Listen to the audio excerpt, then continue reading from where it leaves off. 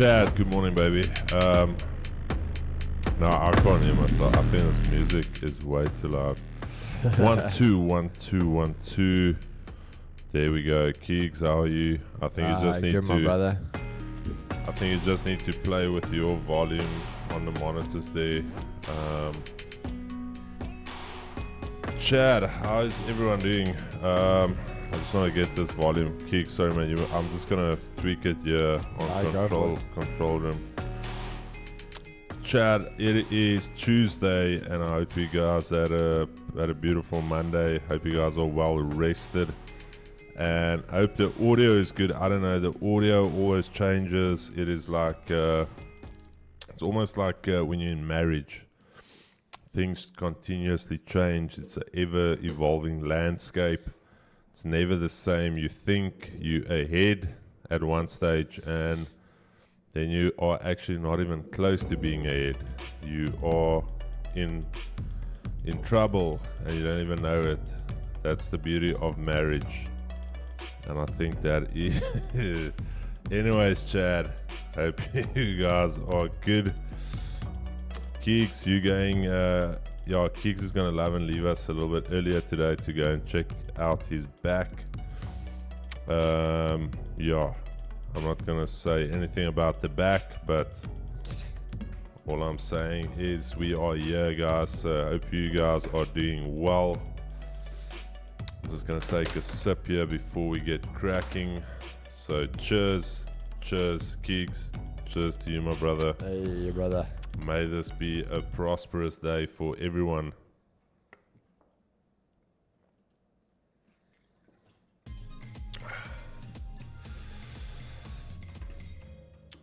All right. Keeks, we made it difficult for us to start the week. I started off with the young sweet chin music, and I think you got sweet chinned as well yesterday. Yeah. Markets were, they were something else yesterday.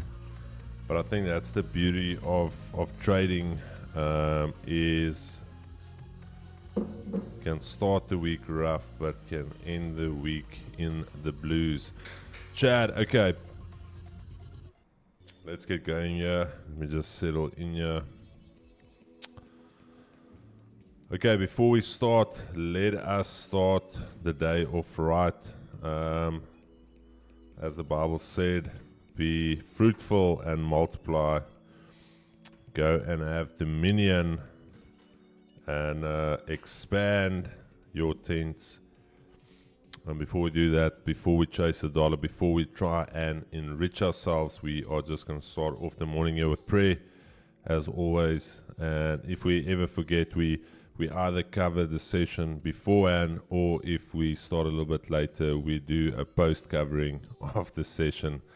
So we're going to do a pre-covering now. So our Father who art in heaven, hallowed be thy name. Thy kingdom come, thy will be done on earth as it is in heaven. Give us this day our daily bread, and forgive us our trespasses. We forgive those who trespass against us. Lead us not into temptation, but deliver us from evil. For thine is the kingdom, the power, and the glory forever and ever. Amen. Chad, 2 amens, and we are good to go. Where 2 or more are gathered in my name, there I shall be, in accordance. Beautiful. All right, Keeks, anything this morning? You obviously, sometimes you come in here, the man clips the markets before we even start. Nothing this morning? No, nothing this morning, brother. All right. At least we're starting on an even footing here. All right, Chad, let's go over to the econ calendar for the day. We had an interest rate decision out of Australia. I don't know if some of you listened to the press conference. I know some of you DJs obviously traded this. So if you traded it, hope it went well. Keeping rates the same as expected. And then also we add some data.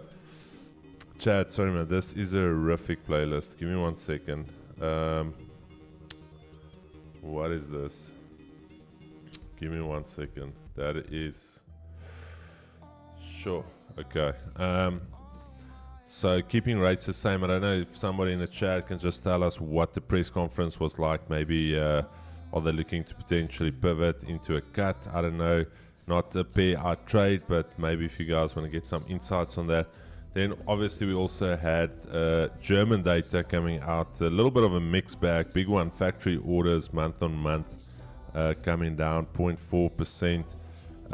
Year on year down 1.9%, so quite a bit of a slowdown in Germany. And then obviously we've got France coming out in 7 minutes. All lower tier data, nothing major. Then we've got Euro retail sales month on month and year on year coming out. What is that, 11? Yeah, so we've got quite some time till then. And then the last one is Qashqai talking tonight, so that is one to look out for, Chad. So that is the calendar for today. So relatively straightforward, nothing too much to look out for. But then over to DXY, let's kick it off there with DXY. Daily yesterday closing, someone with the ab roller candle above that daily key level, so very interesting to see. 104.64. And now are we going to go potentially to retest this key level here to then reject? Is that the weekly top wick? I don't know. Let's look at the weekly. Yeah, okay, 105.20 seems likely unless we start trading lower today below 104.64. So 105.20, that is the level that I want to monitor going into the day. So daily, still neutral for me because at any stage can we flip bearish. Sorry guys, then on the 5 minute, what do we have here? Okay. Chad, very interesting. I just want to show you guys something here on the hourly. You can see here that we were trading lower,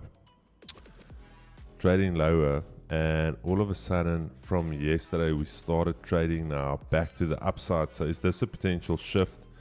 I don't know, but looking on the 5 minute as well, you can see the 80 is looking like it wants to start curling up, not as of yet, so we're going to monitor that. And then I'm going to say bearish below here.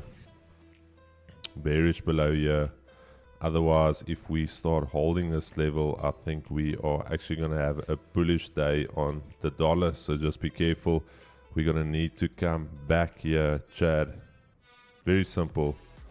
We need something like this if we are going to continue lower for the rest of the day. So keep that in mind. Very, very simple. This zone right there. Keeks, dollar. Over to you, my brother. Yeah, guys. So for myself, obviously yesterday, a bit of a massive play around. Obviously having that nice wick to the top, wick to the bottom, and closing with a little doji candle.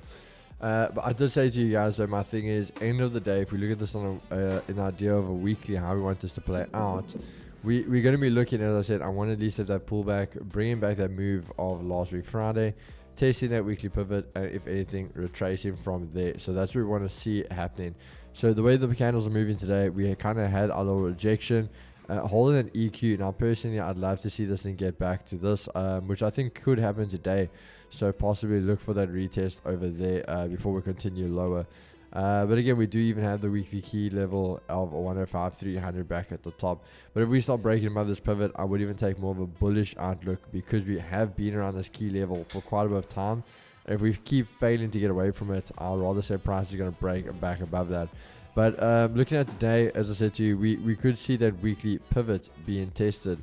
So if this thing can pretty much, let's say, hold the R1, let's say that area, 104.800, 880. If we can hold that, definitely see a continuation to that 105.024.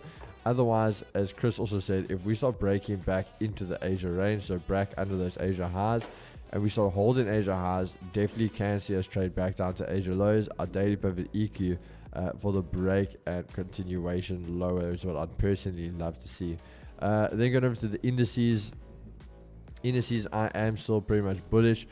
Even though, again, yesterday we got caught out. Again, we were pretty much spot on with the move. Talking about the bullish play, holding that zone, and then continuation to the top side, that 1800 psychological level coming in clutch there for NAS. So as we said, once you got the break above, retest and play all the way up. So very, very nice clean move on NASDAQ. Unfortunately, we were just on the wrong side of things yesterday. We were more focused on US30. But today, looking around, guys, I personally would say I'd actually like to see the pullback. So again, that kind of plays into the idea of dollar going up for that key level first, because we can see the big move take Asia lows, which are kind of weak at this point, trade back down for that daily pivot EQ and retesting that 1800s round number. And if we can hold that, that will be the difference for us to go long. With US30, we're going to be looking at the same thing almost. Oh, yeah, let me just fix that quickly there. How much did that go out? I think it's a little bit more. Yeah, we're just going to put it there, Chad. When we look at it over here, big push above that daily key level. So on the 4 hour, what we are going to take note of is, in a way, as much as this wasn't clean, you can consider it basically your break, pull back, and break again. So we don't necessarily need to come back down to that key level. Again, we do have our daily key level, daily pivot, and EQ around there, so it does always show it. But again, we saw how messy this was yesterday. The big sell off, big bar, big sell off, big bar. Just wasn't something you don't want to be getting caught up in that. So when we look at it on the 15, personally, I would like to just say I would like to see us actually maybe hold Asia highs, trade off, taking those Asia lows, maybe a little sweep of the lows. Once we get back above, then look to take Asia highs and continue. But the fact is, I said we had all this messy range, up, down, up, down. If if dollar does start to sell off immediately, not having that push to the upside, we could see the break of Asia highs and immediate upwards momentum, the same as what we saw yesterday. Consolidate Asia, and then the whole of London session just bought up the whole session. So that might even be the better play today if we can get something above here and look to go long for the support and resistance area up here on the 4 hour. That's you, my brother. That's me, brother. Beautiful. Chad, okay, US30 for me, very simple on the daily. Let me just check my audio. Yeah, audio good. On the daily, very simple for me. We are bullish. Yesterday we were bullish on the week. And I told you guys that this is the bullish range for the week. Go and watch yesterday's analysis if you missed it. Bullish above 38,566, targeting 39,113. So still on track for that move. Yesterday closing nice and firmly bullish. So are we going to see some type of pullback?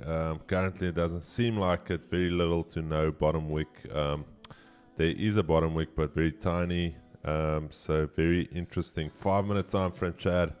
What do we have on the 5 for US30?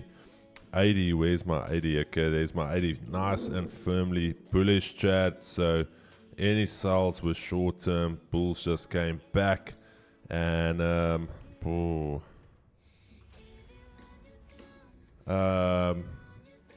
Chad, not I would love, weirdly enough, I would love for US30 to come back here.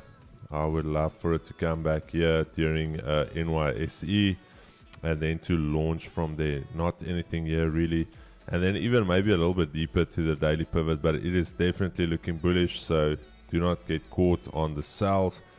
NASDAQ daily, what do we have on the daily? Daily NASDAQ is looking bullish, Chad, as mentioned yesterday. So this will be your bullish range for the day, 17,976 all the way up to 18,287. So bulls still in control. Sorry. Bulls are still in control. I've got a little bit of a heartburn here, Chad. I don't know what that smoothie maybe this morning, just causing absolute havoc here. Okay, NASDAQ, beautiful Asia range here. Bulls still in control. Keegan, like he mentioned yesterday, just getting involved a little bit in that early slap. Only moved the half past 6 gigs. I think you guys got in somewhere here, if I'm not mistaken. Keeks and the lads taking their trade here somewhere. Right idea, literally just got clipped and there she ran. So anyways, right idea, maybe a little bit choppy. This was a little bit choppy yesterday going into the session. So again today, very simple. I don't necessarily want to see NASDAQ coming all the way down here, Chad. But I think a move down to the daily pivot, beautiful, something like that.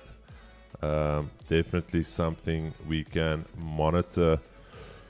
Then the big one. Let me just bring this music down a little bit. Held those bars with Keeks yesterday. Nice. Gold as well, Chad. Yesterday I said, I said I'm not bearish on gold. So go and watch yesterday's analysis. I got clipped on the early bars, and I still told you guys not looking to sell this. It was also a little bit choppy yesterday on gold. So after that nice move to the upside, didn't really get the continuation, and then we ranged in this area for quite a bit. So then got the move late yesterday. Didn't see anything I could execute on. During pre-NYSE, this was unfortunately the mess that we were dealt with. So you live and you learn, Chad. So going into today, I just want to show you guys something.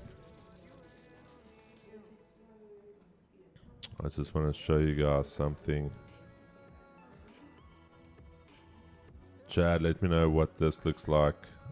Go onto the Discord.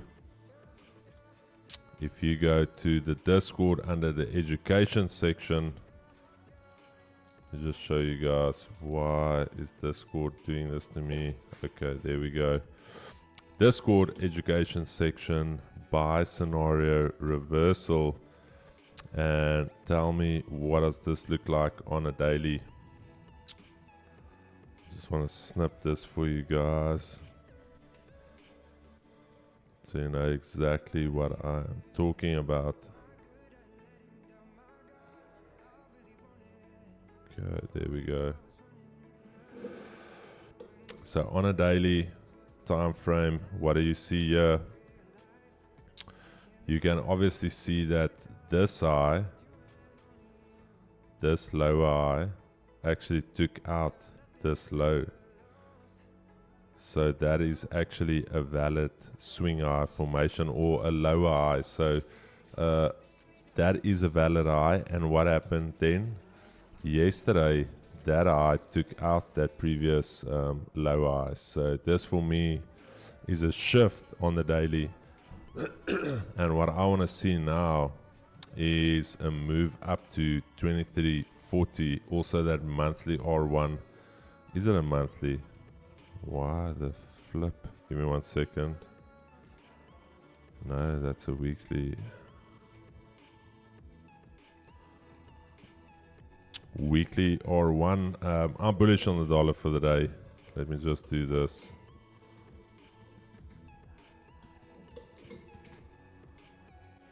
I am bullish, and then if we go over to our grids, you can see that the 80 is diverging bullish. Why would I say it's diverging bullish? Because look at this. Look at all of this from here. And then look at the 80 all the way from here. You can see that there is some bullish divergence. So very, very simple for me this morning. Going into the session, I want to grab it right here, Chad. This is the first level where I want to grab it long. Otherwise, if I don't get it long there, 23.25, big level here, and then I want to see this thing drive to 23.40 today. Sell scenario would be... Sell scenario actually very, very simple, 23.20 as well. So if we cannot hold above here and we start doing something like this, and we reject here, then I'll take the shorts. But otherwise, I'm looking long Keeks. Yo, this light, my bro, is absolutely wrecking my eye. I'm just gonna bring it a little bit lower. Okay, over to Keeks.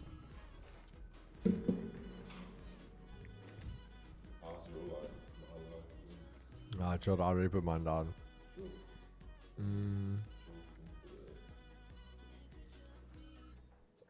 Alright, Chad. So sorry, man. I was just finishing tune there. When we look here on the daily, I said this to you guys yesterday.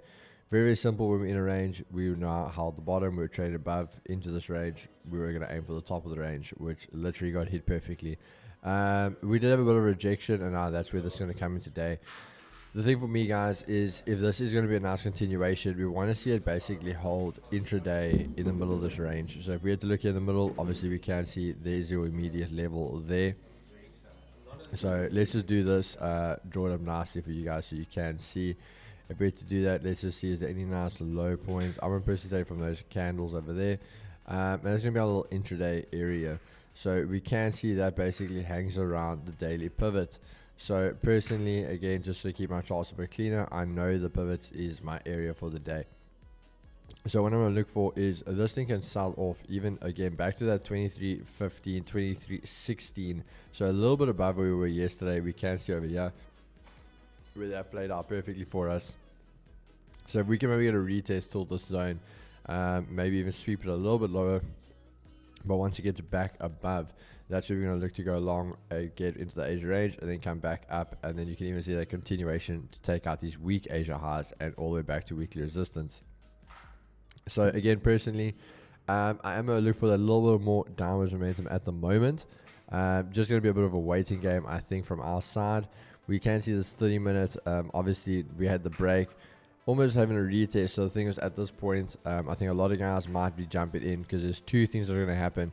Either this thing is going to jump and get right back into the range, or it's literally going to flip at the end of this, and this next candle is going to do something like that.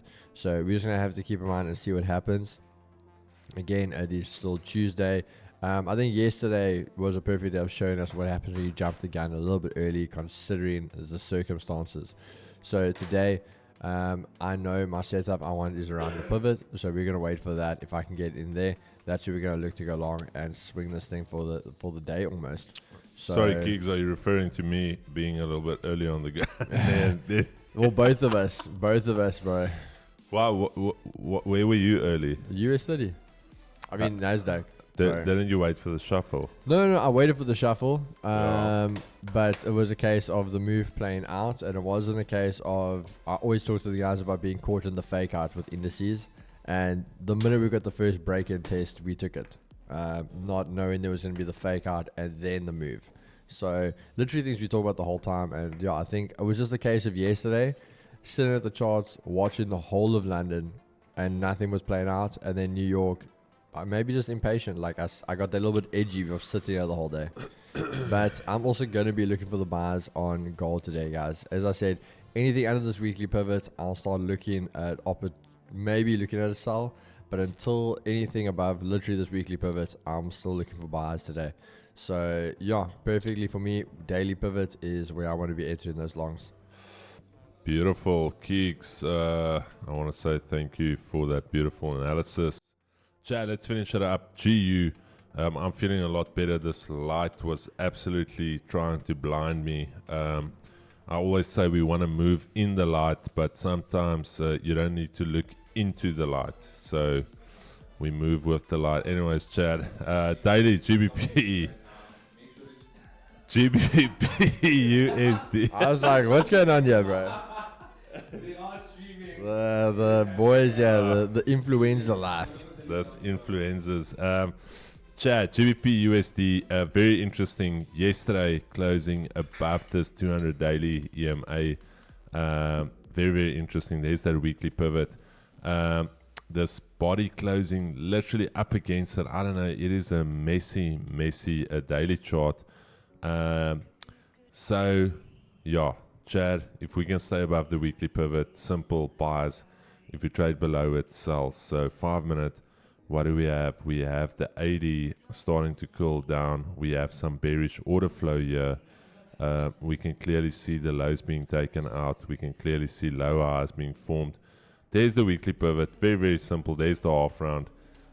It's not even rocket science, Chad. If we start to reject here, the sells are on like Donkey Kong. Let me just do this. Sells are on like Donkey Kong if it starts to reject here, and buys obviously above, but it's looking like a seller's market this morning. Yeah, Euro USD rejecting that 200 EMA on the daily. Still looking bullish though.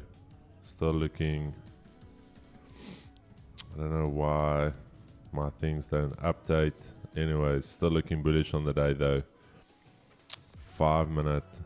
Let's check the 5. Alrighty. 80 still looking firmly bullish. Euro USD. Just the ugly range, Chad. I'm looking at. Yeah,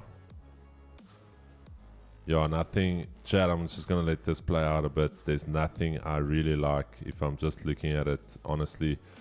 UJ, we've got this little order block area here. Key level area. Let me check here. 154.40 up to 154.72. And the 5 minute, what do we have here?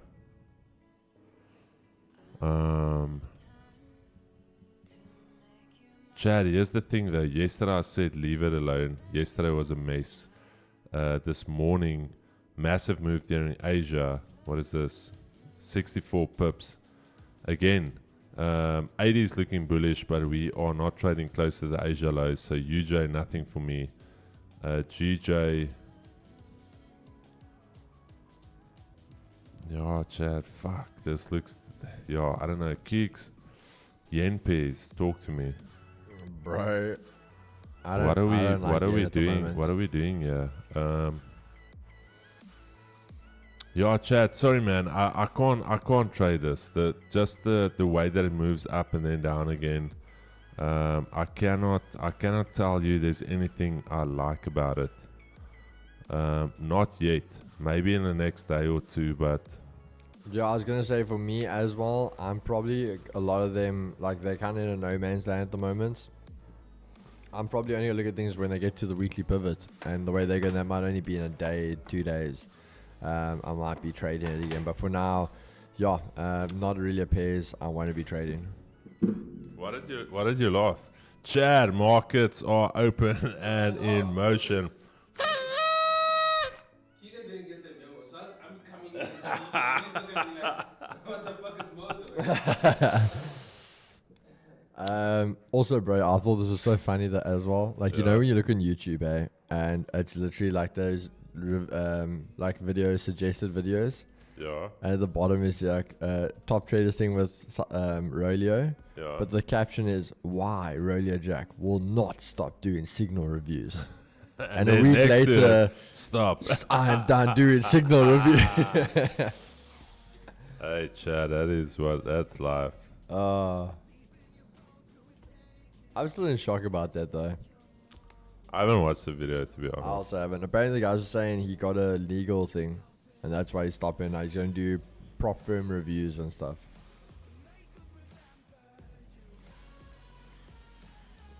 As I said, I haven't watched it. That's just what I've been told is in the video.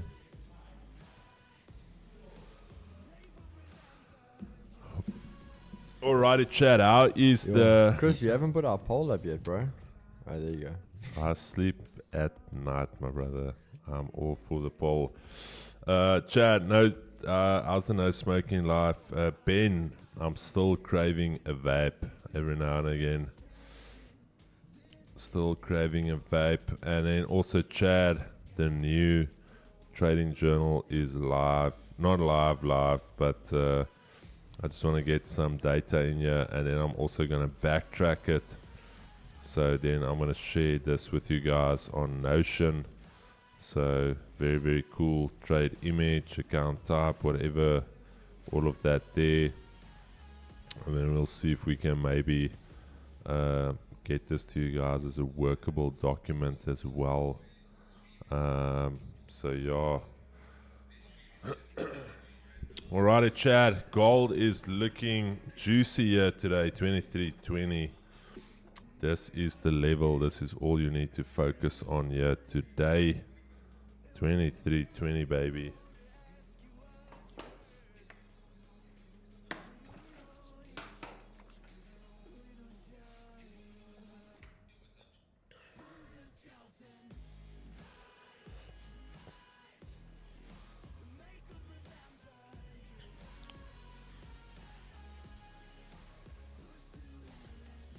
Okay, what did I miss here in the chat? Let me just go back and see if I missed anything here from the lads.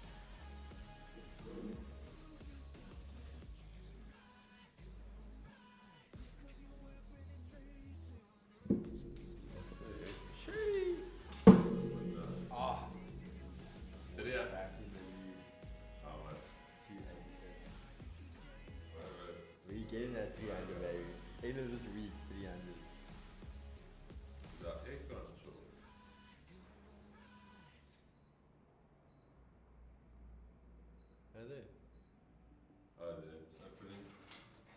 Alrighty, Chad. I hope you guys are ready. I want to check this light is Keegan. Let's see. What did you say? 280 what? 287. Game on. It's game on.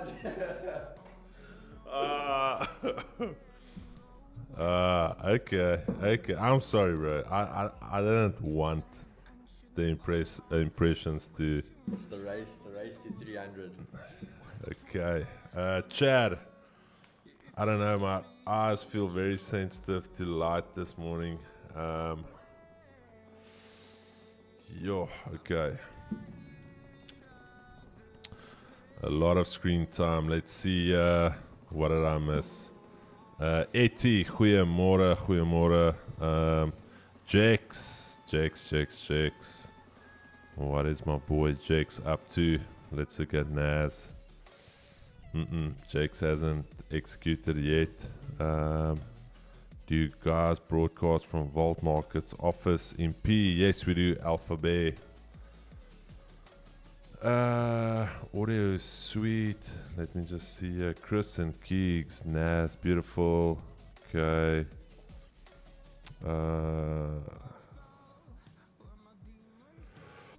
Let me just see what's happening in the chat.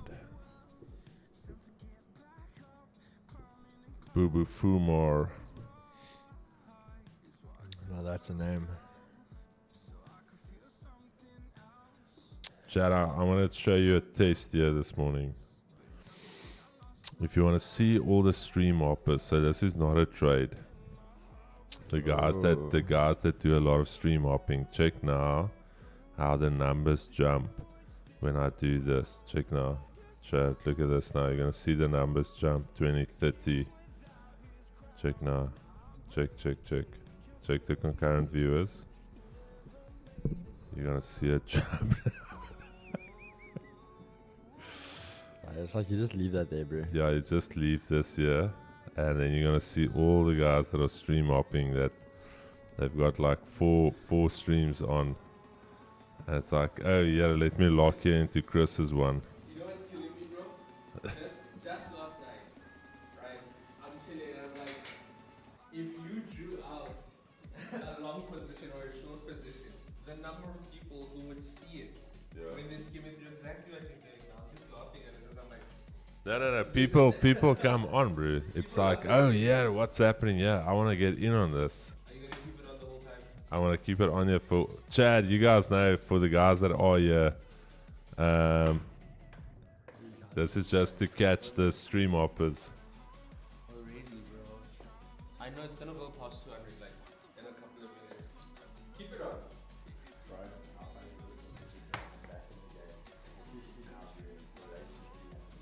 Oh really? Where you at now? 287.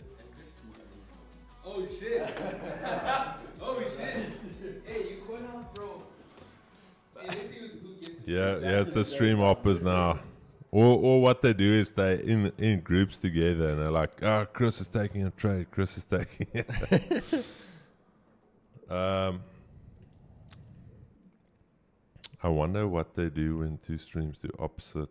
Now they take both.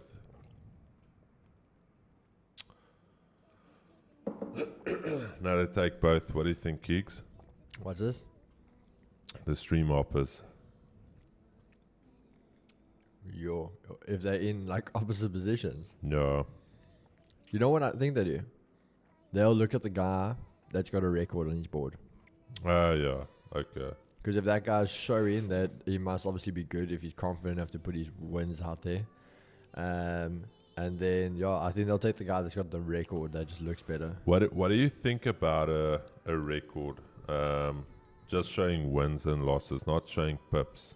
I mean shit. Okay. If you're a true trader, I mean shit. Okay. Funny enough, so one of my best trading months, we actually spoke about this, I think I was trading with one of the guys about it, and I said like one of my best trading months I ever had on a prop firm, I think my win rate was only like 46%. But I killed the markets. And the guy asked me, he was like, bro, like I always see you killing the markets, like you must have almost like 100% win rate. And I said, no, I don't. So he was like, what do you have? And I said, no, I can show you, there's my dashboard, 46%. And he was like, how the hell does that work? And I said, because I can kill my trades very, very quickly. So I'm very aggressive. If a trade almost is like 5 pips not in my direction, the trade can be killed. But then I'm capped in like 150 pip move.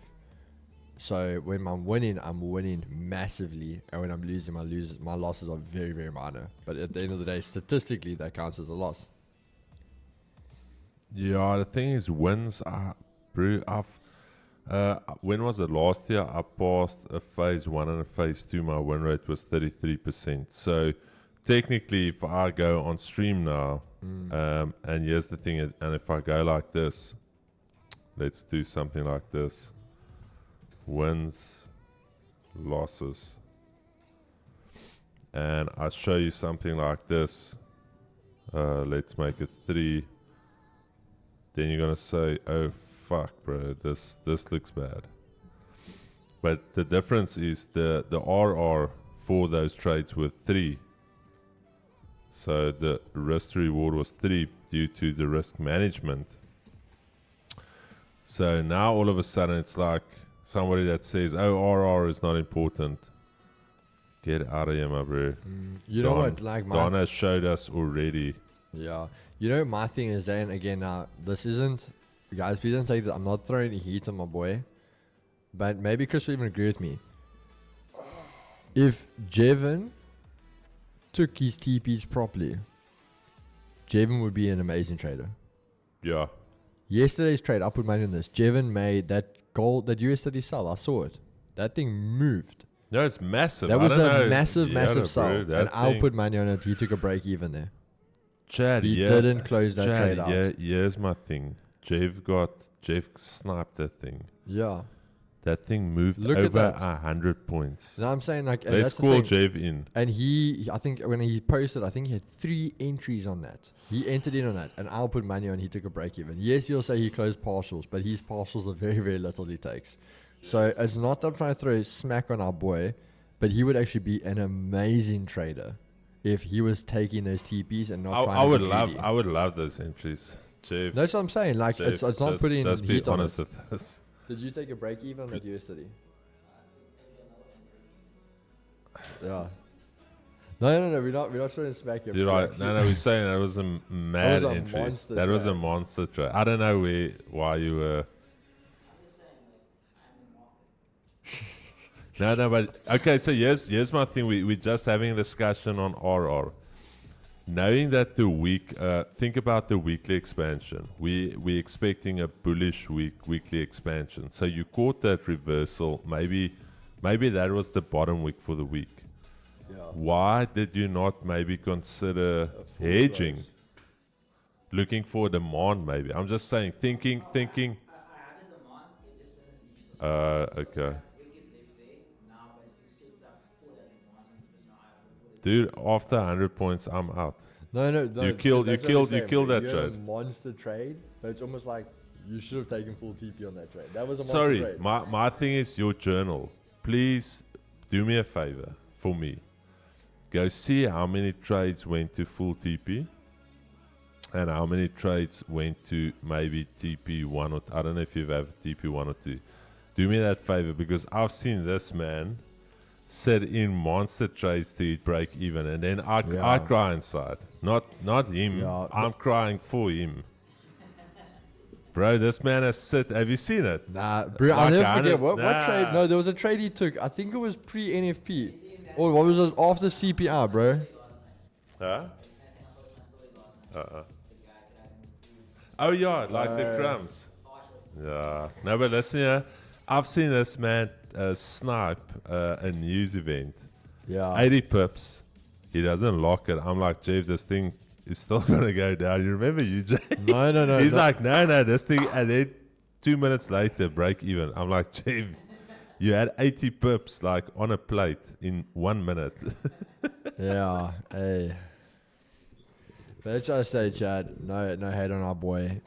Just a more thing, like even for him, for example, that's something maybe psychologically he should just improve on, is securing those trades. Yeah. If he did that, he would be an amazing trader. He's not a bad trader though. No. But But he's just, amazing. he leaves a lot on the table. Like my thing is, Jeff I always does leave say, a lot. if you yeah. take a loss, you take a loss. But he's leaving it out there. He had the profits and he leaves it out there. No, Chad, here's the thing. Donvo, I got to give respect to Don. Probably one of the most consistent streamers. Don also did what none of us have done. None of us have made $1 million live on a stream. So firstly, give the man his flowers. But secondly, Don has also showed that somewhere along the line, the negative RR trading is going to come and bite you in the ass. Bro, Somewhere along the line. Like my thing is, if you think about it, okay, he hit the million November last year. November. We in May. If you think about this way, he's nearly blown that million. Oh, yeah. He's blown a 250k account. He blew a 380,000 account. And then he Okay, so- blew something. So he's almost at like, I think 700,000 in total he's blown. In the 3 trades, the 3 accounts he's blown. 'Cause he's blown 3 Yeah. this year. It was a 2 something, a 2 something, and a 3 something. He's at 650, 700 about. So in the space of 5 months, he's trading the same way he made that million. He's nearly blown it in trading. And now keep in mind, he has used money because now he bought a house, he bought the cars, he bought these things. So that man could almost basically be a break even. No, negative RR will never be long-term sustainable. So definitely give him my credits. If you guys know Chris and myself, we are definitely on Donvo fanboys. We do love the man, but I just don't think it's a sustainable way of trading. Mm-mm.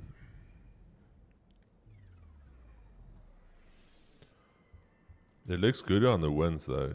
Yeah. 68 win streak, baby. 70th trade, blow the account. It's like, fuck, what is this? Yeah. No way that one trade you- can if- blow 69 wins. If you think about it, what was it, 2 weeks ago when we had that banger gold trade? That was 200 pips. 200 pips on gold. That is 20 wins for that man in a row, which we Yeah. got in one trade. So it is just the idea of, again, marketing in a nutshell, actually. And Dorbo, he could be going through a losing streak. The only thing is, I'm saying that longer term, a negative RR is always going to come and bite you somewhere because you need a very good win rate. And the strategy, there you've said it, the strategy relies on a high win rate. So if you go on a losing streak, your strategy is blown. Yeah. Your strategy is gone where if you, I don't know, bro, the entire 10 pip, 5 pip, I don't know. My thing is, so this is where, like, I think a lot of people maybe misunderstand it, is the thing for me is truly, if you even need that to work, if you really want that to work, you've got to have capital. Because it's not worth it if you're trying to start a small account. And you also won't be able to sit the through because your one loss, if you start off with a loss, could probably blow your account. Where you got to chip away to just even double the account necessarily. Where, like I said, if you have 100k account, you can do 10 pips and your 10 pips can still make you, for example, $1,000. Then cool, I can take that. Like, I'm happy to make $1,000 a day, risking that little. But if I'm making $5 or $1 or $2 a day, and then one trade blows $8, it just doesn't make sense. But did you tell him what we are going to do now to build the stats? Oh, yeah. Yeah, chat. So GU, any major pairs, TP1 is going to be 5 pips. So that we can claim the win. And then gold, we're going Gold will be 10 pips. Yeah. 10 pips on gold and 5 pips on the majors and 5 pips on the yen pairs as well. Then we're going to build up the stats. And yeah, then we Then we can show those then we haters. can show these guys what win streaks look like. 10 pips, baby. Yeah, I don't understand how you risk 100k exactly. Slashy gets it, bro. And the way that man sits through drawdown, John Lee. I've never seen somebody sit through drawdown like that. Like Jean. No. Don. Oh. Don. Yeah, Chad. you'll walk away and leave it. Oh. You'll come back. Guys, what can I say? Martinus, okay, Martinus has got some value there. I wait for the streamer to lose a trade, then I take the next one they take. Okay, I like that.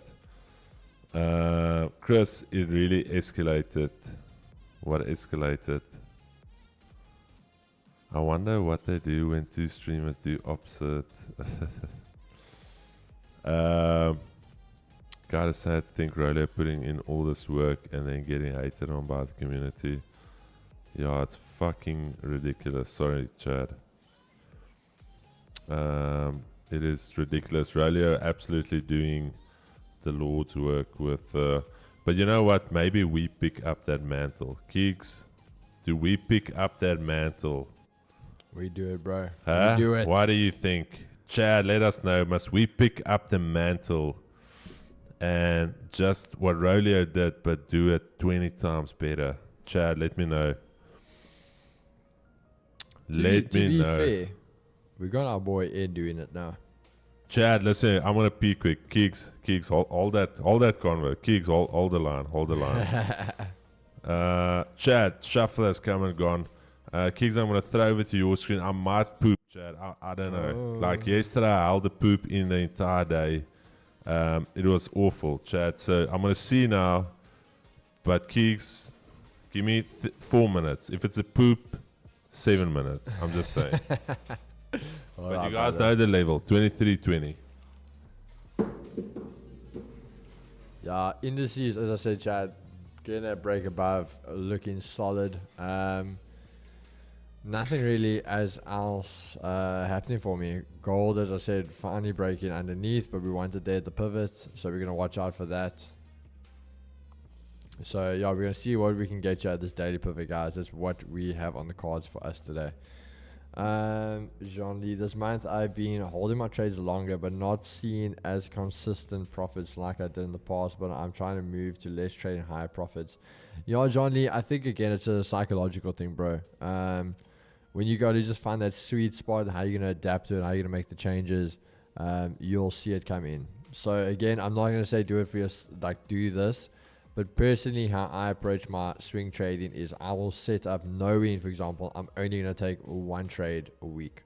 So even though it's a decent size, because now you trade on higher time frames, your stop losses are bigger, all of that. So to get that RR, it's obviously a much bigger trade.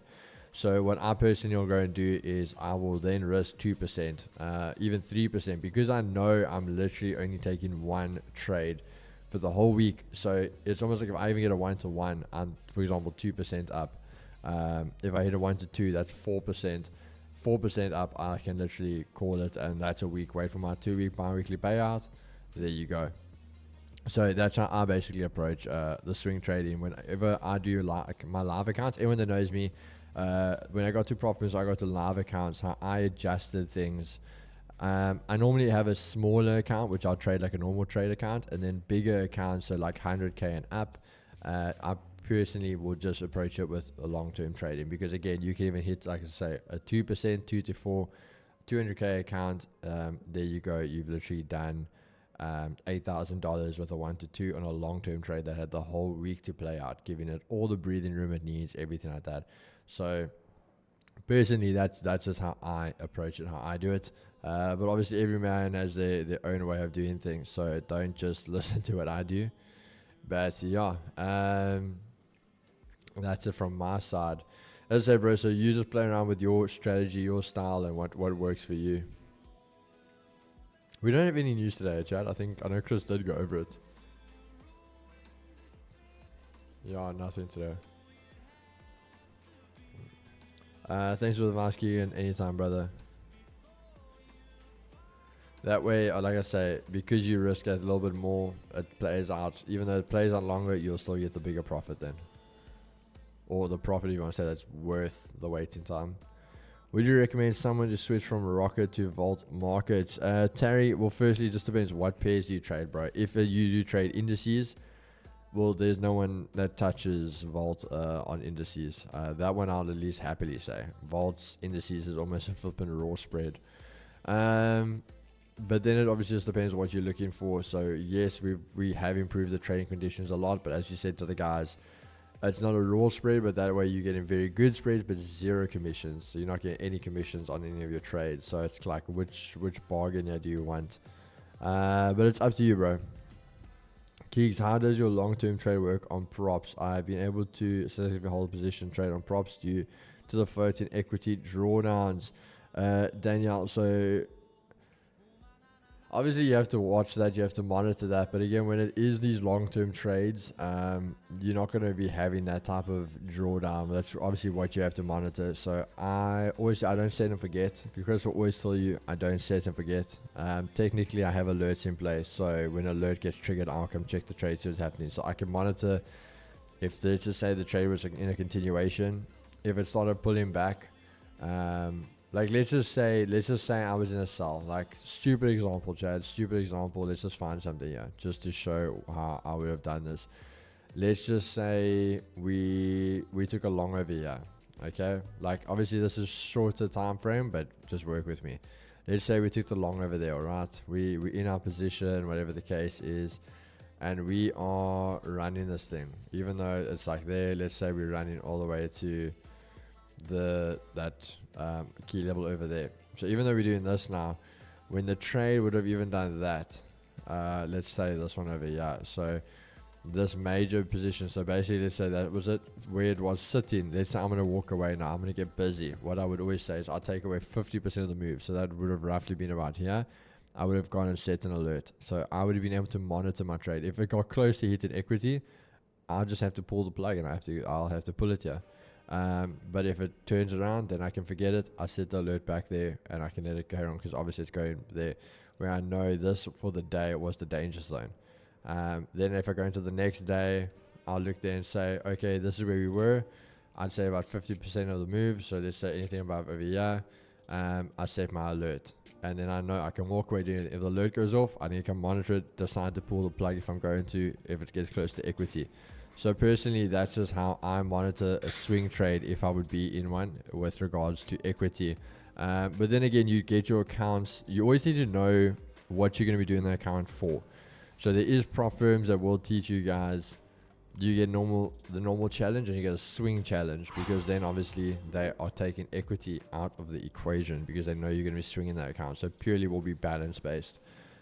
So again, that's just doing your homework and also understanding what the purpose of the account is going to be for you. Kicks, that was 7 minutes, believe it or not. I saw it. Chad. Where's Vince? Is Vince learning a new strategy? Somebody's saying Vince is learning a new strategy. That's where Vince is being, guys. Where is Vincey? Is Vincey learning a new strategy? What's happening here? Where's Vince? Tell Vince first to master one strategy before he goes and tries another strat. Chad, okay. I'm looking at shorting NAS. Sure, shorting NAS. Holy smokes, let's look at NAS. Okay, you want to short NAS from 18,200. I don't think it's a bad level. There's the weekly R1. I would rather say 18,151, this area. and then see if we can trade Oh, lower. it's on my screen still, brother. Oh shit. On NAS, also look at this area. 18,151, 18,164.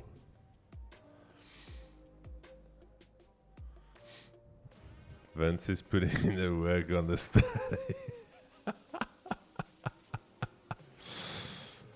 928, my boy nipped it. No, bro, that was clean. The execution was good. It was just a very good scrimmage. Slashy, is that what we call it now, bro? The studies. Bro, funny enough, I actually brought this. I brought this up last week, and I was like, guys, where's Vince? I haven't seen the man in a while. And the chat was like, no, he's been very busy at work and studies and all this. Okay. And then 5 minutes, Vince obviously pops on the stream. Yeah. But my thing is, guys,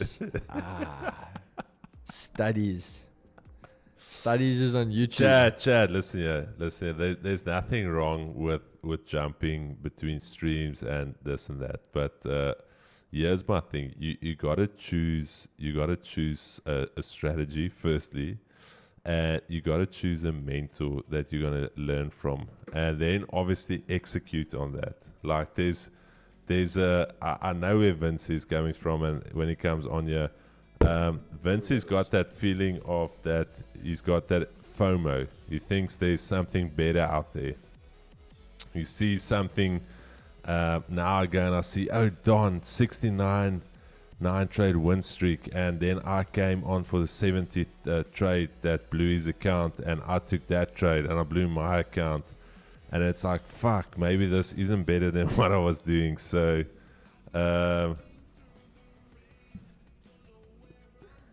Vince.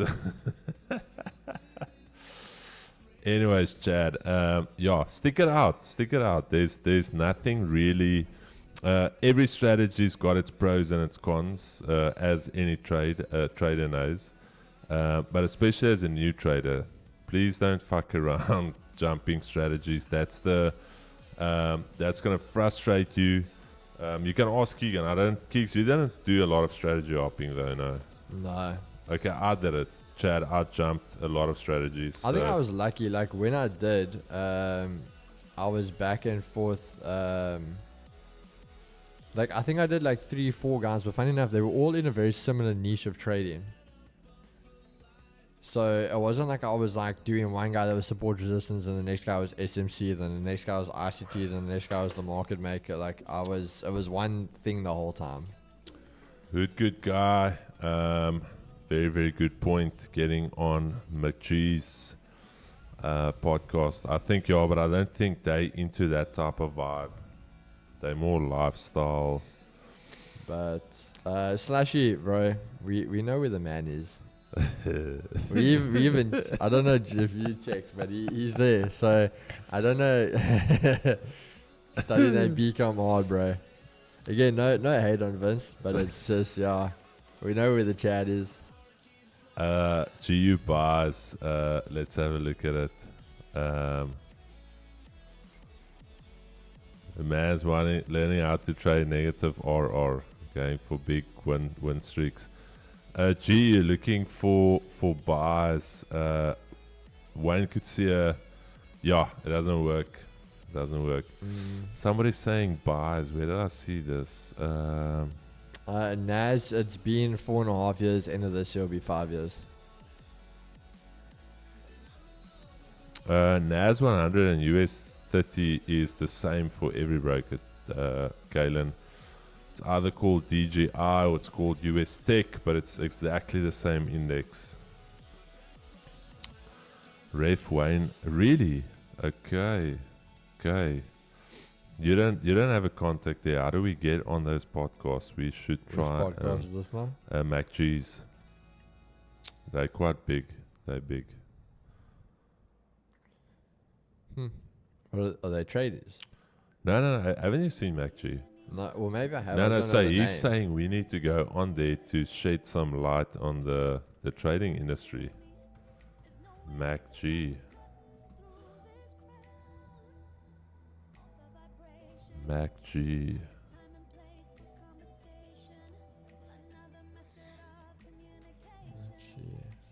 They don't do live, no. Oh, they're South African. Yeah. Damn, Bro, 1.3 million subs. No, they're big, my bro. Look at this is their setup. They've got a pretty dope setup. I'm not gonna lie. It's very. Oh no, this is actually. Oh holy shit! They did a thing at a event. Wait. I just want to show. Sorry, Chad. I just want to show Keeks their usual setup. Oh, I think they're on tour now, bro. They're actually on tour, yeah. They bought. Okay, this is their setup. There's a lot. There's beers. That's dope, though, bro. I Check like that, that. I like it a lot. There's their million plaque. Nah, I like that, bro. That's dope. That gives me a proper like overseas vibe. Yeah. I really like that. Machi. Alright, Chad. Listen to me. US30 gold. Gold looking to hold this 23.20. All I'm waiting for now is a bullish candle that can do something like this, and I'll be in. A nice bullish candle. Something like this. Alrighty. Something like that, Chad, and we are A for away. Keeks, where's your level, my bro? Personally, I love the daily pivot. Lower, so way low. Okay. I personally would love that, but if we get back in the Asia range, I'm happy to take something there. Okay, let's see if we can get it. Guys, change comment setting to subscribers only. You guys missing out on a lot of subs. No, we won't do that, Daniel. No, we won't gatekeep. I tell you, to be fair, I get what Danielle's saying. I don't think it's gatekeeping. All you have to do is press the subscribe button, and then you. Yeah, but it's like you force somebody to subscribe. We don't ever wanna force anybody. I feel like let me put it to you this way: if I go onto a stream for the first time and I cannot comment because I need to be a subscriber, I'm already put off. I don't know. I'm looking for short sales. Yeah, Rory Rasang Tsoma. I'm also looking for short sales if we reject here. So this for me is the key level for the session. If we reject here, if we cannot hold above 23.20, sales on deck. But if we can hold above 23.20, the buys are looking solid as well. And the reason I say that this was a key level yesterday. Look at this. Key level yesterday. A lot happening from this level. So this little consolidation, the longer we consolidate, the bigger the move. So this morning could be a very quick and explosive move, not even playing around. So all I'm waiting for is a nice little break of structure here. Please tell the stream hoppers to get ready potentially in the next 5 to 8 minutes. If you can just let them know we are potentially taking a trade here. So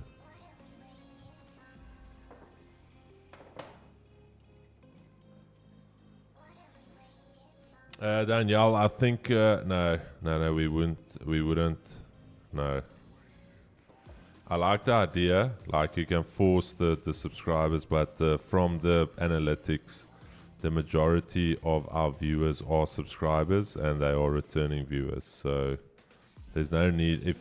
If the ratio was like 10% were returning viewers and others, yeah. But thank you for the suggestion. Really do appreciate it.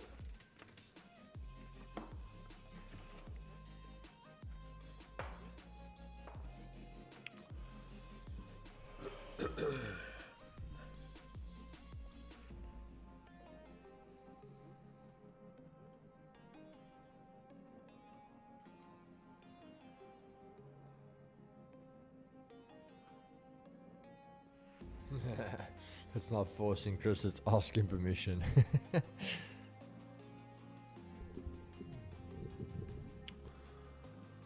Morning, mana. I'm finally made enough to buy a 5k dollar account. Let's go, Nathan. You ledge. Come on, baby. Okay. Are we going to get this entry? Oof. Oof. Keeks, do you at least back me? No, I do Are back you, it, are you bro. placing this position? I Thank do you back it, so brother. much. Okay, 43 seconds, Chad.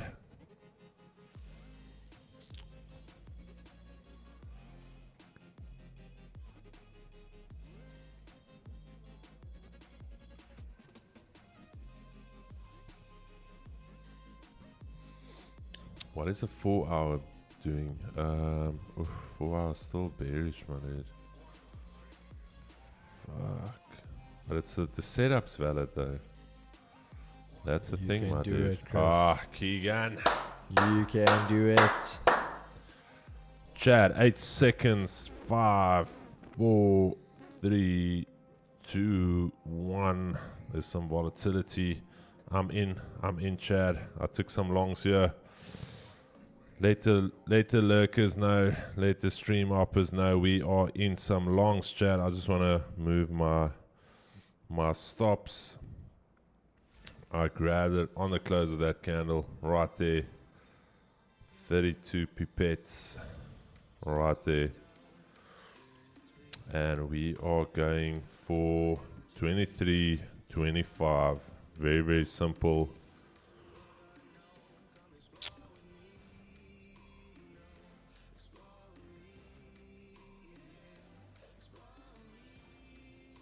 $23.25. There's that minor break of structure to the upside. Order flow was bearish and we have now shifted. So if you go onto the Discord, let's go onto the Discord.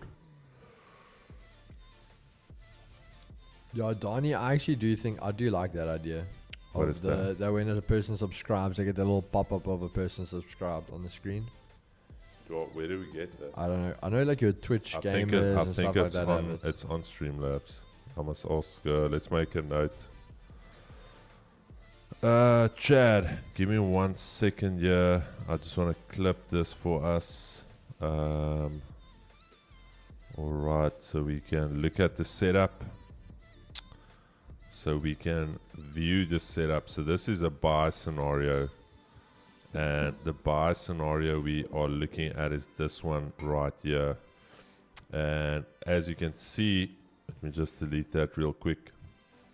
The last lower high we made was here. And then we made a low. Then we proceeded to come back up. And then we've taken out that low. So this is considered a change of character, a shift, whatever you want to call it. But now we are looking for potential bullish continuation.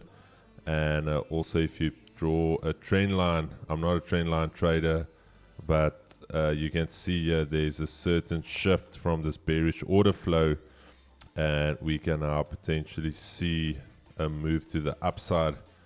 If not, then yeah, we've taken our trade based on our rules. 80 is firmly bullish, so yeah, I'm bullish on the day. Not necessarily, I was neutral on the week. This must be in neutral, not bullish. Sorry, because I'm shifting between two. I'm shifting between my grid chart and my daily analysis chart. Alright, Asia lows. Yeah, there you go. Chad, let's see if we can grab this trade. Let's see. Liesel, yeah, I saw Mamba did that. The gun method. What's that? It draws a gun close to the stop loss and then it scares the. Oh, okay. So it's like you come here, you're gonna get shot. Okay, Chad, and then obviously Keeks, we want to start racking up the win rate. So The minute you in those profits, blue TP1 hit. There we go. Okay. There we go. There. No. So TP1 hit, guys. TP1 is gonna be Chad, just so we can lock in that win.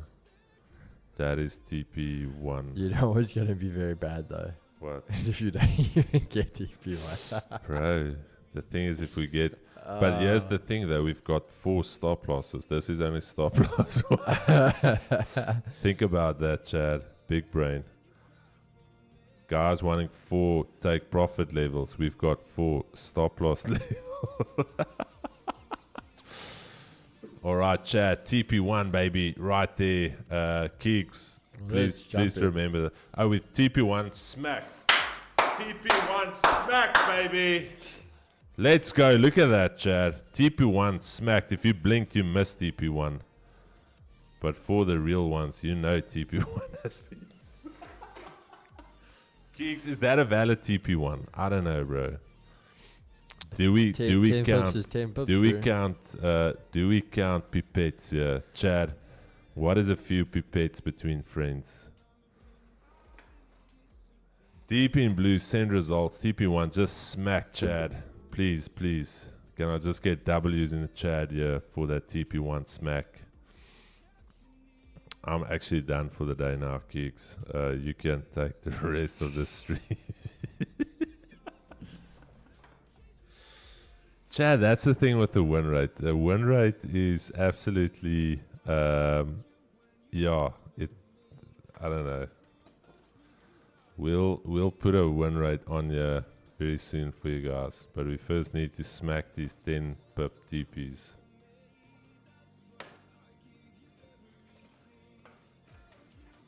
Keeks, here's the thing: if you've got 4 TP levels, Yeah.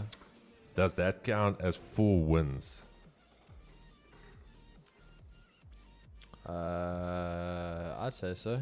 Chad, we hit TP1. If I go here on my broker chart, we hit TP1. So we are technically, TP1 has been smacked. So that is a win. Whether you're holding still, TP1 was it. Let me show this to you guys. TP1 was absolutely creamed. Takir Jacobs. Sorry, yo. Takir, if Jody bought it, Jody's getting the refund, not you. Takir, wait. Chad, you can see TP1 just absolutely humiliated. The TP1 was smacked on my broker feed. Takir, wait. Takir. I don't know why you boys did that. Yeah, let me just see what compliance is saying here. Okay, compliance sent me a thing now asking Jody for a list of 10 things. I can see Jody, so Jody has not yet replied. This was sent last week already. So please ask Jody. I'm not going to share the information here with you guys, but Takir, there were 10 things asked from Jody. So I've got an email here. So please ask Jody to contact me directly on Instagram. But compliance is waiting for, I don't know if Jody is a female or a dude, but compliance is waiting for,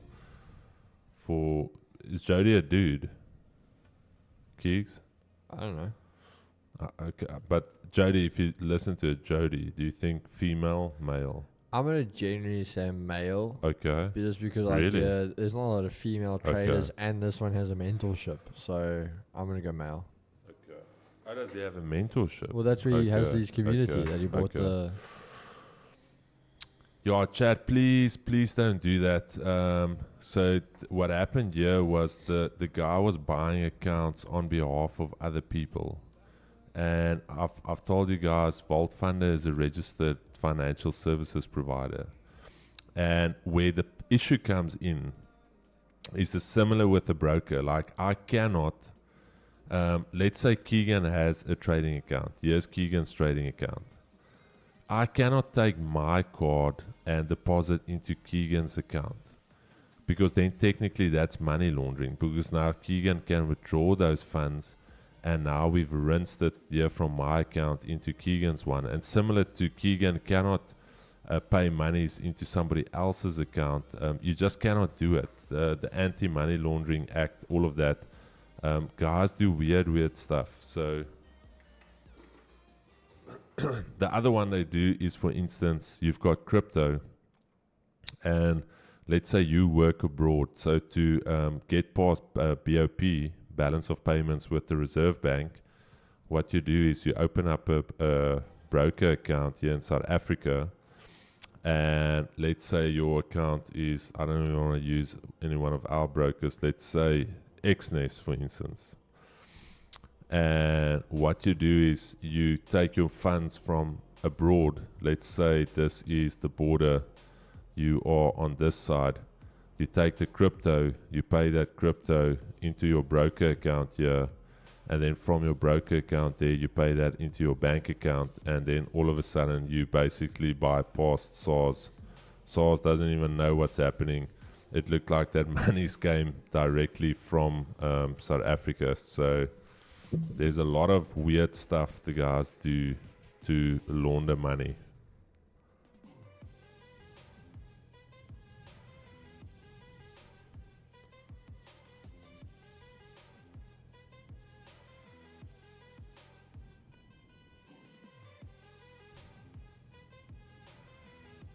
I'm new to Discord, but it shows Jody N01 is VIP.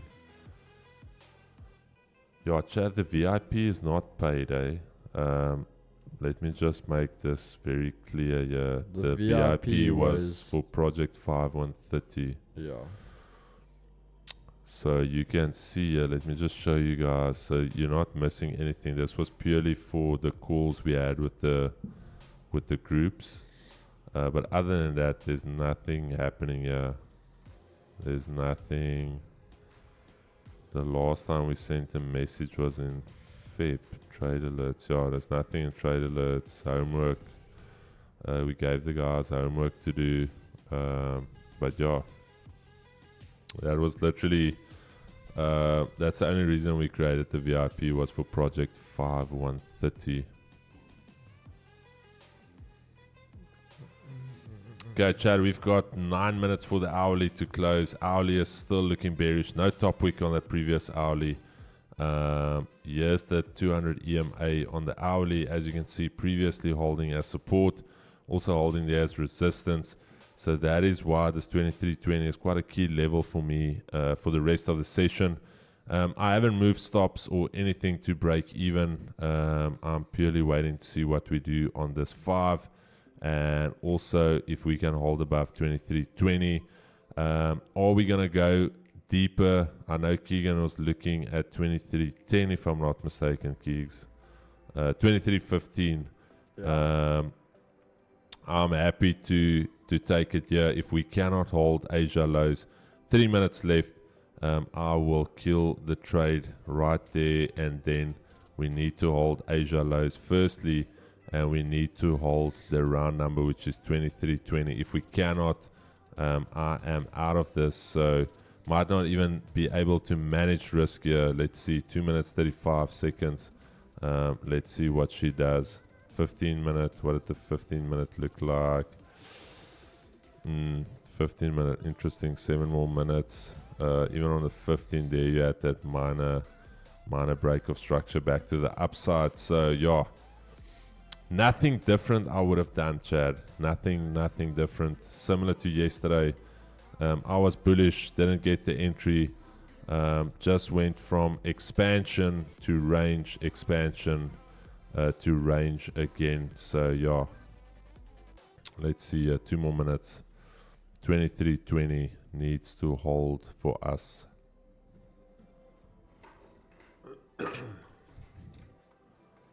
My million thought is possibly that we are trapping sellers and run highs aggressively. No, my thought here is that 2320 is a key level and that it hasn't done anything around this level. So from 8 o'clock, so for the last hour, 2 hours, we are basically within How much is this? This is a 38 pip consolidation. So we technically haven't moved. If you think about it, this was 8 o'clock. So from 8 o'clock, we are now technically within this range. So we have not done anything yet to show me that sellers are in control or that buyers are in control. I was purely looking at 23.20, and we can see that previously that if 23.20 holds, you get a move from it. So there's massive reaction from the 23.20. Even earlier during the session, during Asia, you would see that if we hold above 23.20, we move up. So that is the only thing I see. This range here, it is range, Chad. This is technically all it is. And then obviously that minor break here above for us, where we took it right there. Okay, Chad, 18 seconds. I cannot manage risk here. So we are in here for a full one. Let's see. But it's fine, bro. Just move it to stop loss 2. Stop loss 2 and add another position. Yeah. Chad, I'm not doing anything here. I'm in this now. Why am I not doing anything? To close it out here for a save of 3 pips, 4 pips. Not worth it. Now all we can do is for that potential, because we're still in this range. I've talked about it. We're still within this range. So let's see if we can retest that or get back within this range. Otherwise, not doing anything yet. Technically looking at this 5 though, Keeks. Would I sell? I wouldn't, bro. I wouldn't. I honestly wouldn't sell here. 23.20. Unless we do something like this now, Chad. If we can test here with this clean break, test, reject, come down, test again, minus structure break, then I would sell. Then I can say this is a confirmed rejection now. But other than that, nothing I can do now. We are investors in gold now, officially. If I take my stop out, I am an investor.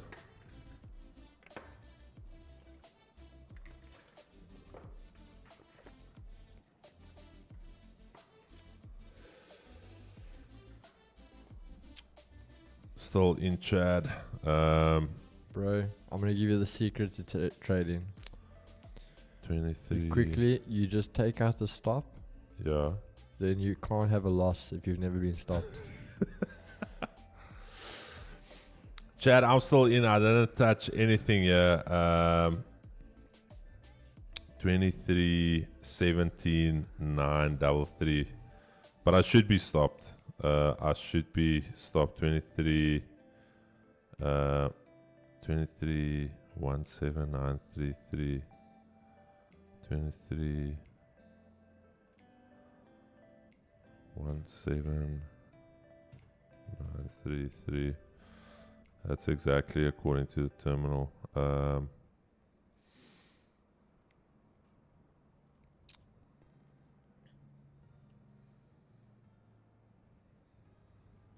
Chad, but looking at this, I should actually kill it. Yeah. What am I saving? I'm not saving a lot.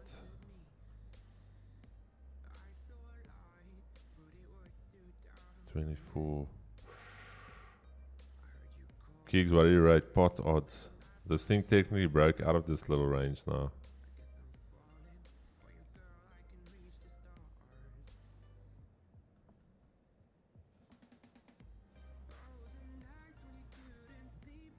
No. I will rather eat that stop, Chad. I will eat that stop. Daily is bullish. There's that flat body. There's that flat body breakout area. Yeah, I know, Chad. I'll rather eat the stop than try and short this thing now. It just, the shorts just don't make sense at this stage.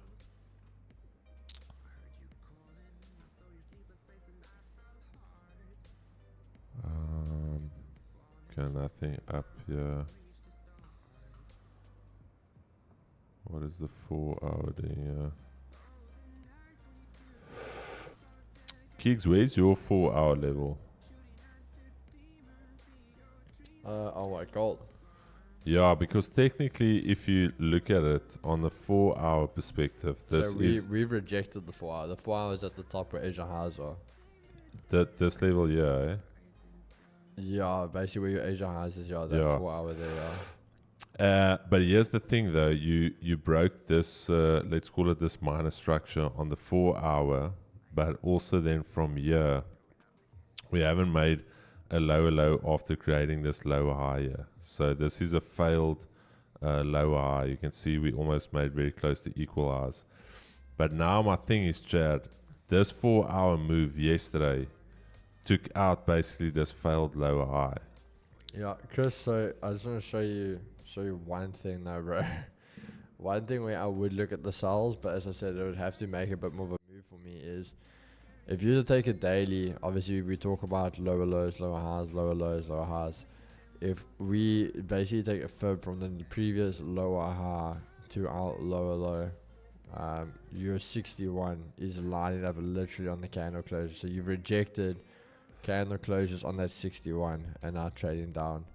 But So check your structure. My thing is, check your last lower high.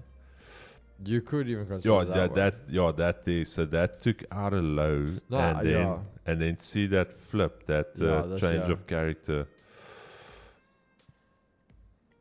I don't know, but then also this is also technically a big range. Because that's what I was going to say. If that's what I said for me, this is the ranger. So there's your high, your low of the range.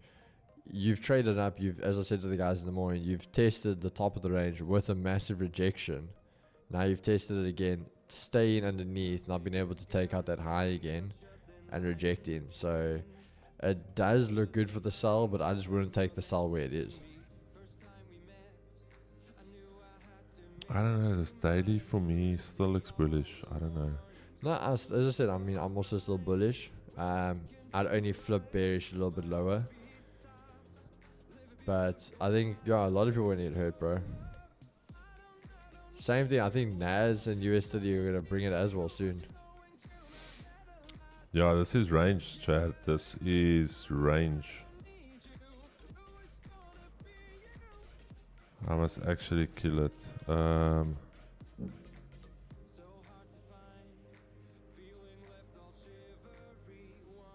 Chad, sorry man, I have to show you for full transparency before you guys say, Chris, you edited the trade before this and that.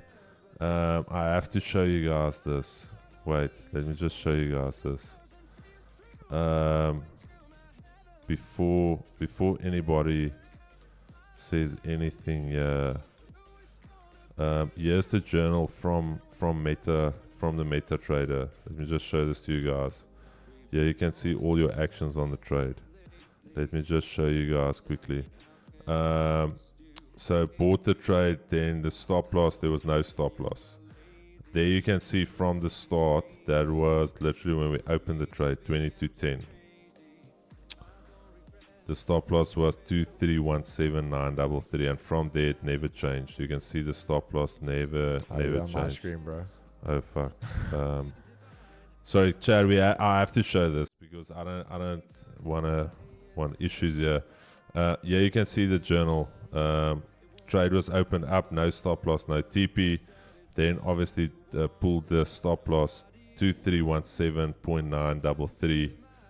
And then that stop loss never changed. 2317.933. So yeah. Apologies for that pipette there, but it never changed. So I just need to clear that out before it's like, oh yeah, this Chris is now editing his stop loss midstream. So yeah.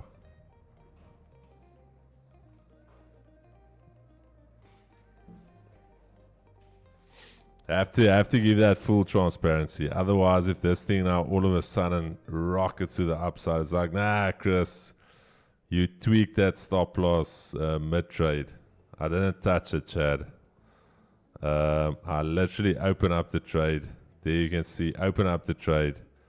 No stop loss, then pull the stop loss in, and you'll see there nothing has been modified. The only thing that was modified was the TP. TP was 0, then it was modified to 23.25. So, yeah. Sorry, Chad, we have to give you that transparency.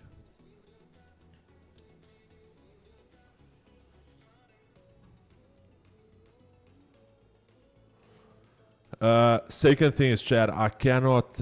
Here's my thing though.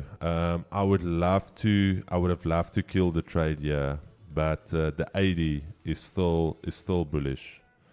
The 80 is still showing me that the bulls want to take control here.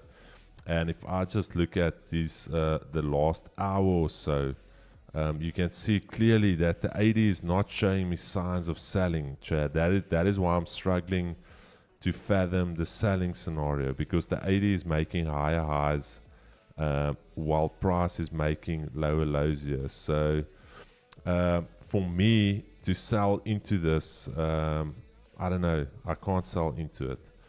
But then again, it could sell and still be bullish into 23.15.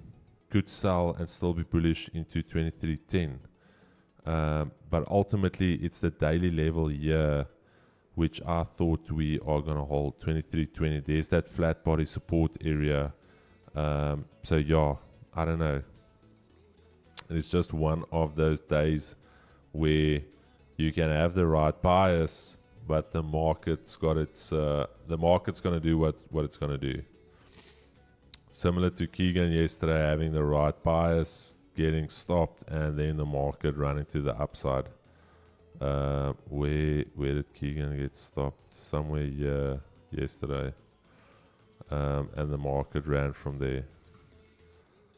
I took buys here yesterday, first retest, a little bit early maybe, but again, ended the day bullish.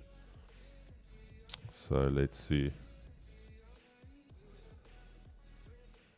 Appreciate the honesty, Big. No, I have to, Amina. Sorry, that is my. I'm never that precise here, but obviously after not getting stopped out, usually it's either stop or we manage our trade. I have to show it because I've seen it with streamers where something like this, if it turns around, people will say like, nah, we can't say. And I can't edit that journal, Chad. That is the journal directly from the broker. If you go at the bottom all the way to the right and you go to journal, you can literally see every single action you've taken on the account since you've logged on. Your IP addresses, the ping, everything is there.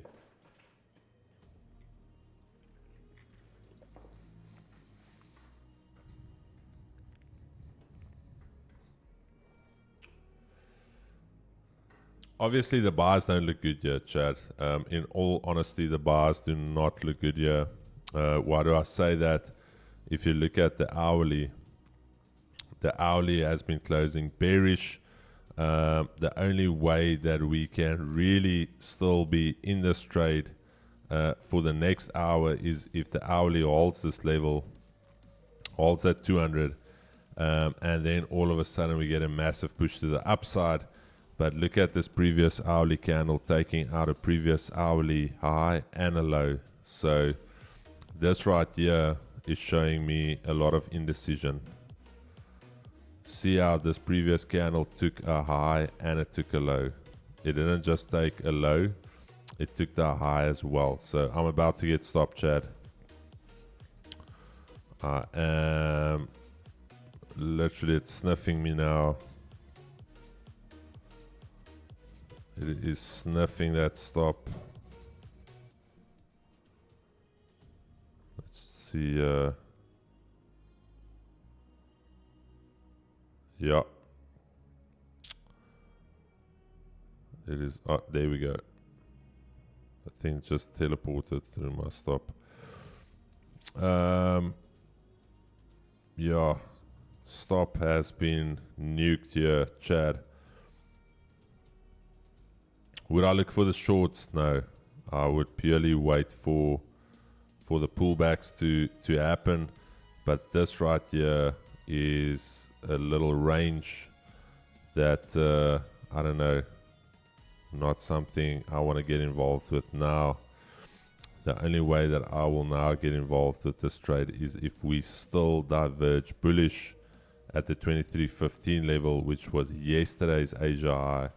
And also yesterday we had that massive move pre-COMEX. This was the COMEX move right here.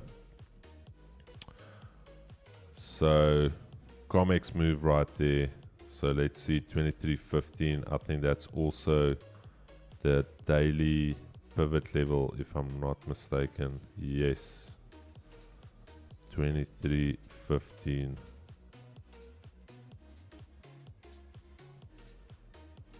Yeah.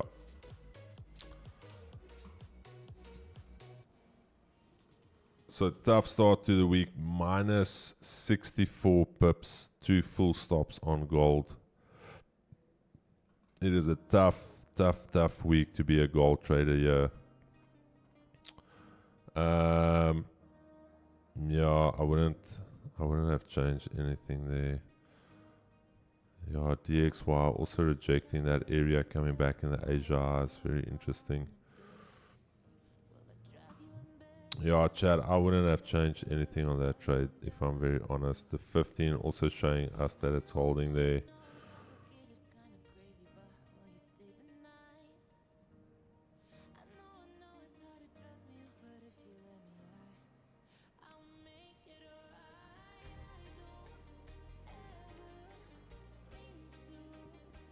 Let's journal this baby. What time did we enter? 20 to 10.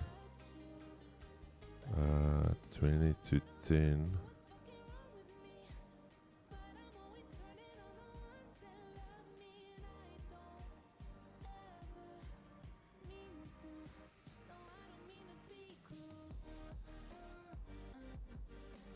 Date, include time. Okay, 9:40.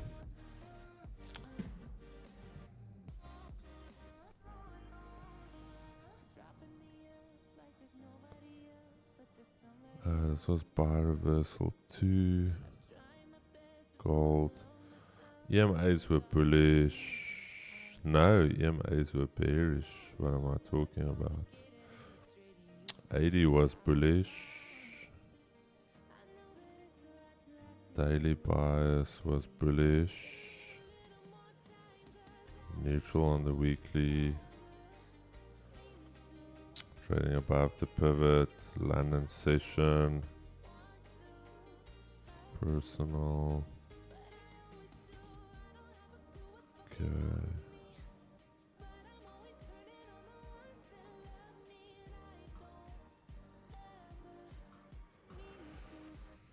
Sorry, Chad, I just want to finish this journal here. Minus 31. That was a one lot. Ooh, 64. There we go, Chad. There we go. I'm busy with an account I want to put on my FX book. So this week so far, down 12,250 rands. Madiba rands. Yeah. But here's the thing, we're not trading the P&L, Chad. Please always remember that if you take a loss, do not trade your P&L. This right here is for analysis, so we can go back at the end of the month, end of the week, and we can go and look at what happened here. Was it purely, I don't even want to call it manipulation, was it purely indecision? Were we too early? The first thing I can already see here, the first correlation I can already see is that yesterday's time when we took the trade, it was around about 10:25. This trade we took was 22:10. So already it's very early in the session that we're taking the trades, and then obviously later on you're getting the move. This move happened around about COMEX, and then 11:20. That's when we almost bottomed out for the session to try and go and regain the highs. So then we can start picking up those correlations for the month and see, were we too early? Should we have waited? Similar to the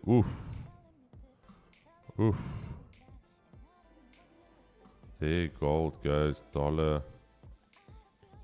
Just check, there's definitely some headline that came out now.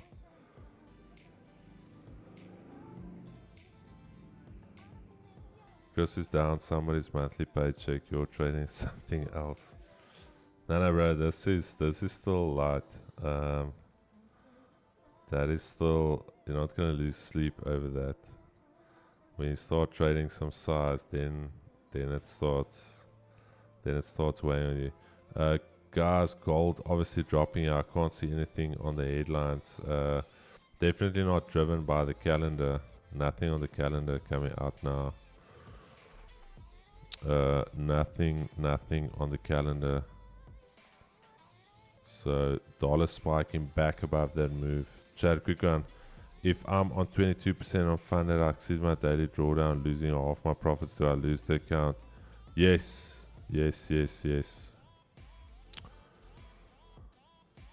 Chris, what's your biggest ever loss in a single trade? Henry. I think we talked about it. I think it was 65,000 US. Personal account. Mentally, it took a lot of time. We actually had this discussion with Shaquille, and mentally a loss like that. I'll never forget it. Was it 2000 and when did the tariff war start? I'll never forget it. Is it 2018? I'm gonna tell you guys the story now. 2018. I'm just gonna peek quick. I'm gonna tell you guys now. 2018. Fuck, Chad. It was. I'm gonna come and share it now. Give me 1 second. I'm just gonna run to the toilet. 2018. I think it was 65,000 US. I was actually chat to. I must try and get that broker statement for you guys so you can see it and we can all cry together. Give me 1 second.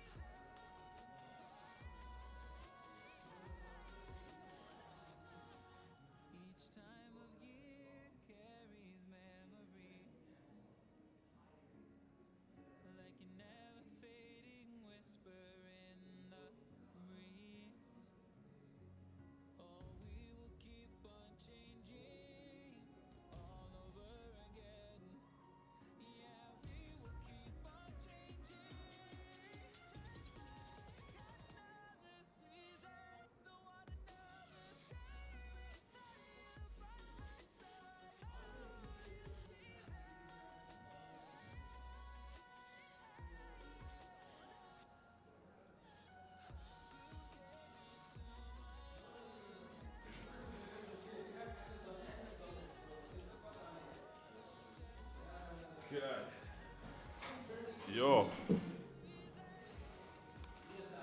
Chad, sorry man, Keegan was, my bladder almost exploded. 2018, I'll never forget it. I actually spoke about this on the Top Trader SA podcast. I had a few traders on consultancy agreements, and the one trader, and I would put funds into an account and do the consultancy agreement. I wouldn't expose him here, but maybe one day. But anyways, there was 65k in the account for him, and he was longing gold. And I still remember very clearly, I was going through the various accounts that I've given to the guys to trade, and I told him, I'm like, bro, you longing gold. Like, we were so extended at that stage, and like the tariff war talks were like dying down. And he was an Elliott wave trader, and he said, no, listen here, from the Elliott wave, this is the third wave. We still have an extension wave coming up. The fourth wave pullback. There's still the fifth wave to come. And dude, I talked him out of that long, and he went short. And then I think it was around about 2 o'clock, an hour before the markets opened, Trump tweeted, listen here, he's not happy with 20% tariffs. He's slapping an additional 10% on, and gold just started running.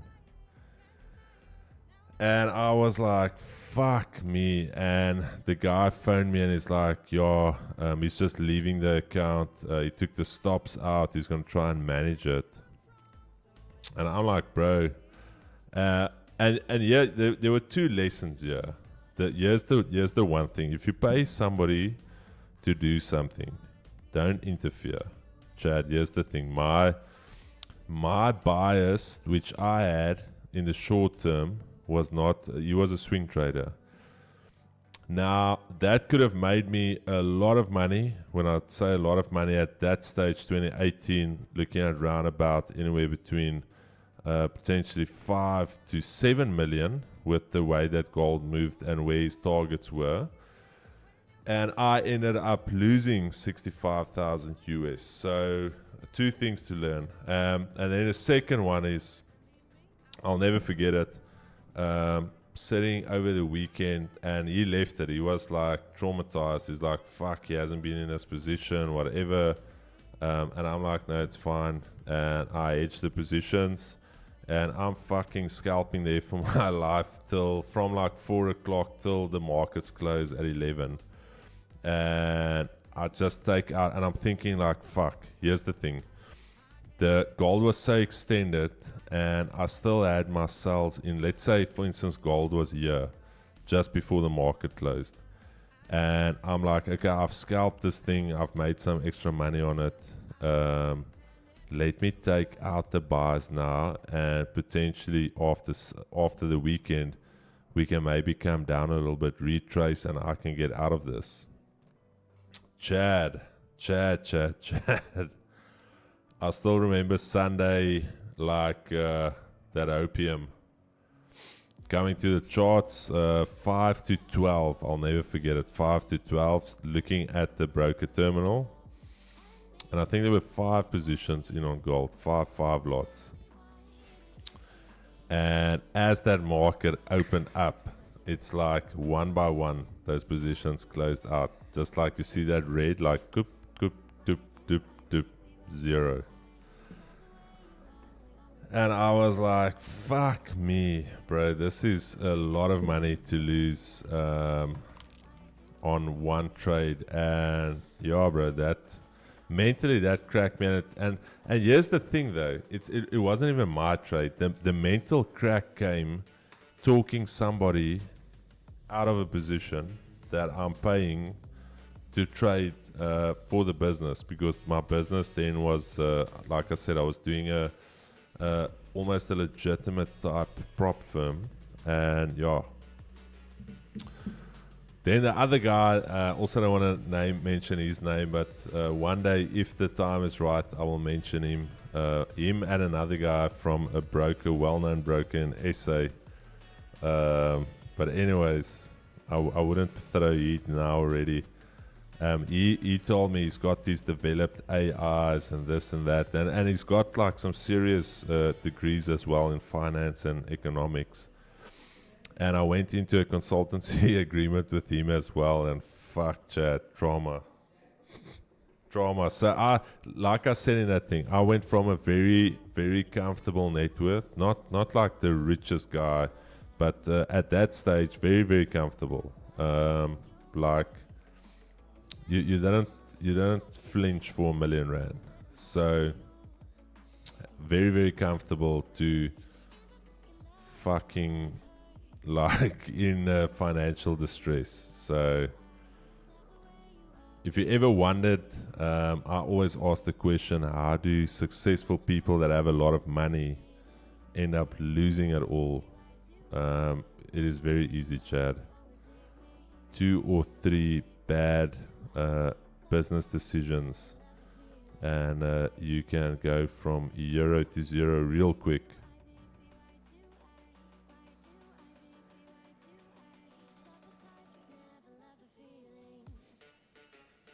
$10 per. No, sorry. Andre, when you say it was a one lot, yeah. So it's basically $100 per dollar. So yeah, it is. Okay, thanks so much.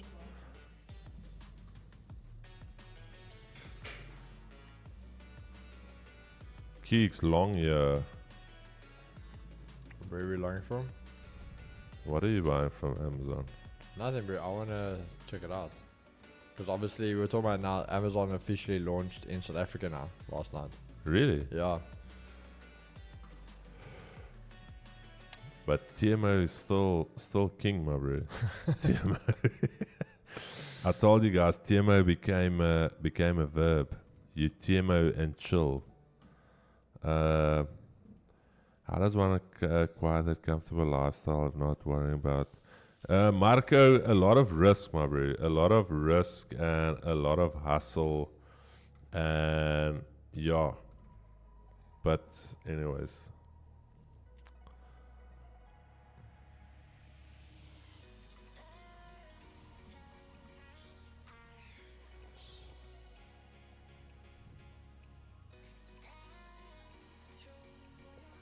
$10, Andre. Nee man, fuck, Andre. Wag gou. Onthou goud werk op per dollar. So as hy van if it moves from 23.20 to 23.15, that's a $5 move. So if you've got one lot, that's a $500 loss on gold. That's just how I know it. So for every $1 gold moves and you've got one lot, that is $100. So technically, what is that, Keeks? $1 per pip. Yeah. No, it can't be. Fuck, Andre. You rape me now. Honestly, yeah, mentally. you're also messing with my head now, bro. All I know is it's $1. $1 move on gold with one lot is a $10 per pip. No, it can't be $10. It can be. No, it can't be. Because you're messing with my head so much now, Bro, because my loss now, Chad, with the one lot was 6,000 Rand without the commission, 6,100. So, no, it's not $10 per pip. 32, no, it is. Sorry, you're right. It is $10 per pip. Yeah.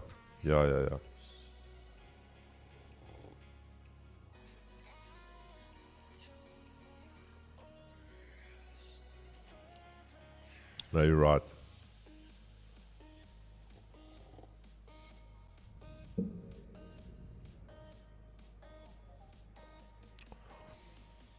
I know that guy, Chris. Liesel, no, it's not Quibus Kemp. It's not Quibus Kemp. Are you referring to Quibus Kemp? I did business with Quibus Kemp. Very solid guy. I don't think Quibus Kemp is a bad guy at all. So no, Liesel, were you thinking of Quibus Kemp? Where's Liesel? She was thinking of Quibus Kemp.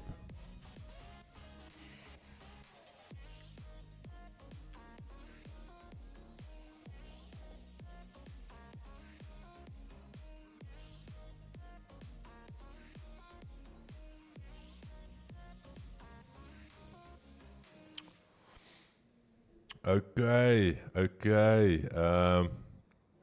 So Quibus 2016 on Quibus Games course. Okay. Where was it, Andre? P?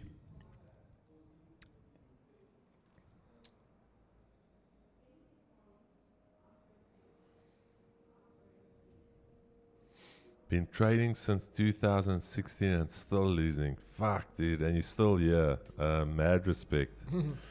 I have to respect you for that, Andre. Where is Quibus Camp? I haven't seen a lot of him as of late.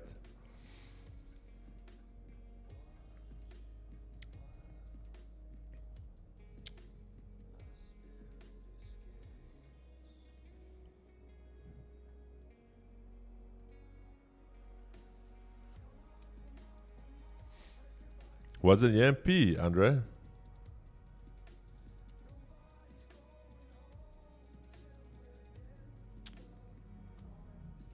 No, I don't think. Here's the thing. The only one I ever did with Quibus was I just joined for one session here in Port Elizabeth. I was never at any one of the other events.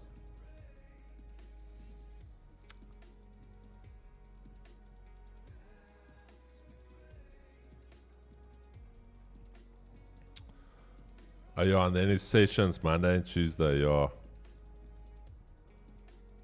The dark lines, bro. So what you do is this one here. Let me just check here. Let me just show you the dark lines. If you can see here, it's this horizontal line. And then you just double click on it, style, and then you can just make it a line. And then yeah, when you click on that line function, you can make it thicker, however thick you want to make it. And then you just choose your thickness.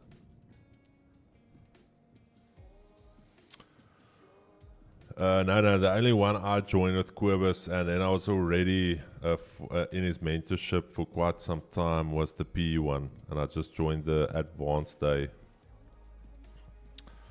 But Andre can tell you, fuck, Chad, that is something else. Elliott waves, harmonic patterns. The charts look amazing. I'm not gonna lie. Your charts look beautiful, but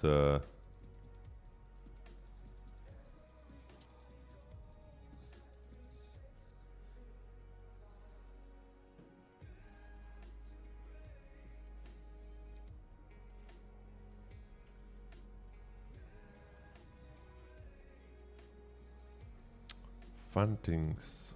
Donnie Pretorius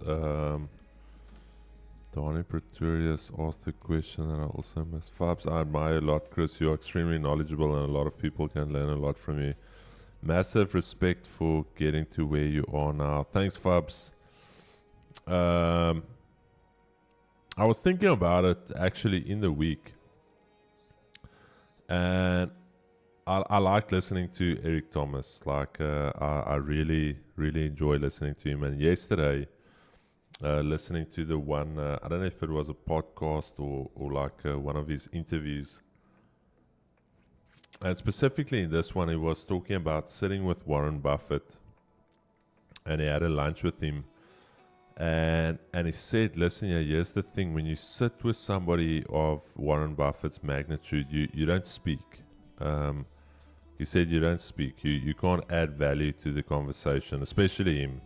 He's a motivational speaker. He doesn't know anything really about business, operating business at that level. I'm not saying he doesn't know anything about business, but he said you keep quiet and you listen. That is the time to listen and take in what somebody's sharing. And the thing that it came down to was that Warren Buffett, for instance, interesting fact, reads 6 hours a day. And I'm not saying all of us can do that, unfortunately not. But every decision Warren Buffett makes is very calculated based off almost 42 hours worth of reading a week.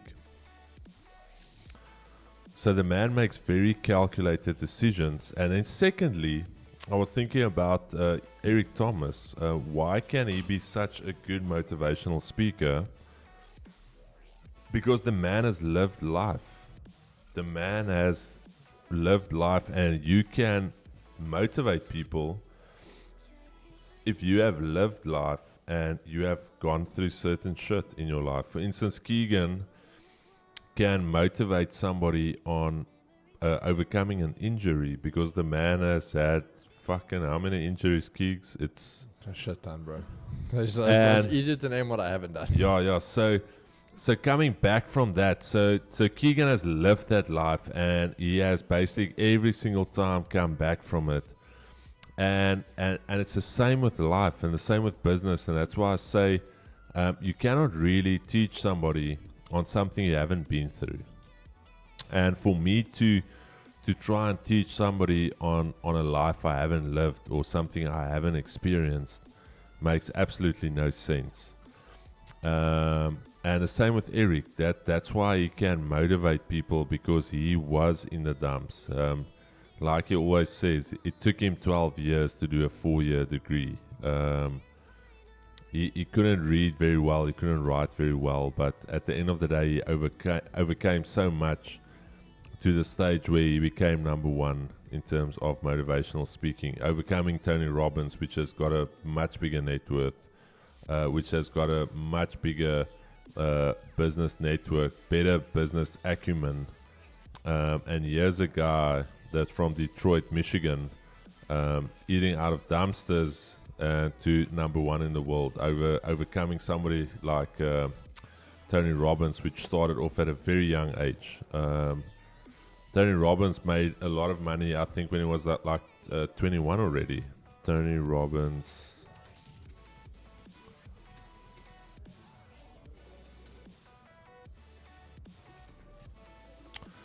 Tony Robbins said 1980s. What age was he? 17 years old. So a guy that at 17 years old already had his head screwed on the right way. And now you've got somebody like Eric Thomas, late to the party, then just coming past this young gentleman here with a very strong jawline and a very raspy voice. That's the only thing I don't like about Tony. My throat starts to hurt after a while. I can only listen to maybe 20 minutes, and then my throat, like I feel his throat. I don't know why, but anyways, age 24, this man was already a millionaire. But I love Tony. Don't think I don't love Tony, but Tony's voice hurts my voice. Still uses newspaper, yes. I mean, what are you determined to charts? Okay. But like Chris says, it's very tough to learn. Wish I started off with simpler things. Andrea, I wish I never learned that, if I'm honest. All of that was not good for my trading.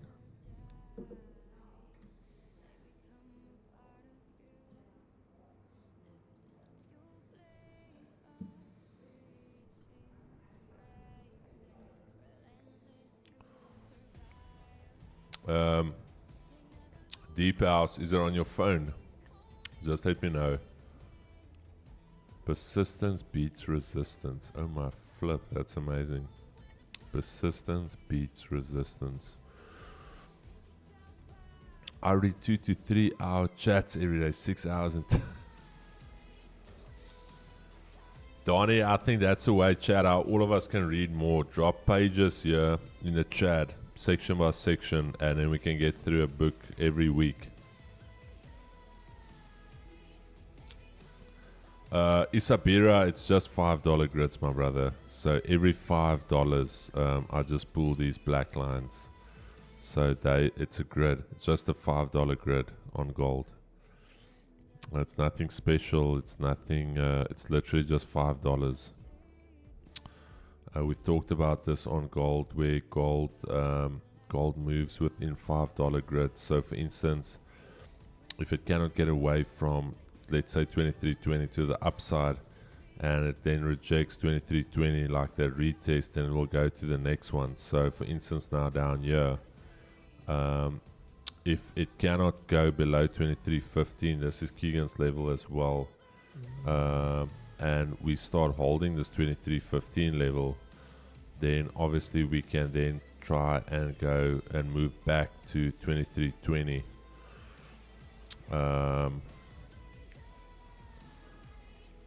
All right, Keeks, what are you doing on gold? Basically just waiting for a little bit of a confirmation now, bro. Because look at DXY. DXY is failing at that level as mentioned. So you want to go long as well. We want to go long. Literally when this candle closes now, I'll be entering. Okay. On my laptop, that's very weird. But remember, Vault Funder, you need to trade the instruments that have a suffix with .aa. Remember that. I'm going to show you quickly. So for Vault Funder, you cannot have, you need to go here on your laptop. You need to right click, go show all. And then the Vault Funder instruments have a .a, so AUD USD .a. So those are the Vault Funder instruments. So please make sure that you use the .a. You won't be able to trade the other ones because that is not with the LP. Keeks, I'm also taking one more shot. This could be... Just back your boy, bro. I got you. No. I like the setup as well. We're gonna feed you some TPs. And this will most probably be my last trade. My last trade for the day. If this one nukes me out, Chad, here's the thing. 2 losses already to start the week. I am halving my risk now. Obviously, the probability for me to lose another trade is very high. Here's the thing. I think I said this to Liesel the other day. In trading, if you think it can't get any worse, it can actually get a lot worse. Always remember that. Don't think like, oh no, it can't get worse than this. Chad, believe me, it can get a lot worse. Don't think it's that. Don't get that gambler's fallacy in you, where if you strike enough times you think you're gonna win. No. Sometimes you need to take a back seat. But I'm with my boy on this one. As soon as it closes, so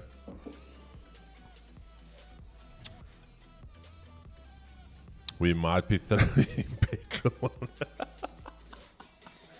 Keeks, here's my thing though. What's up? Nah, bro, I can't sell gold. Yeah, Bro, I'm honest. No, I'm just saying that. I'm taking it with you.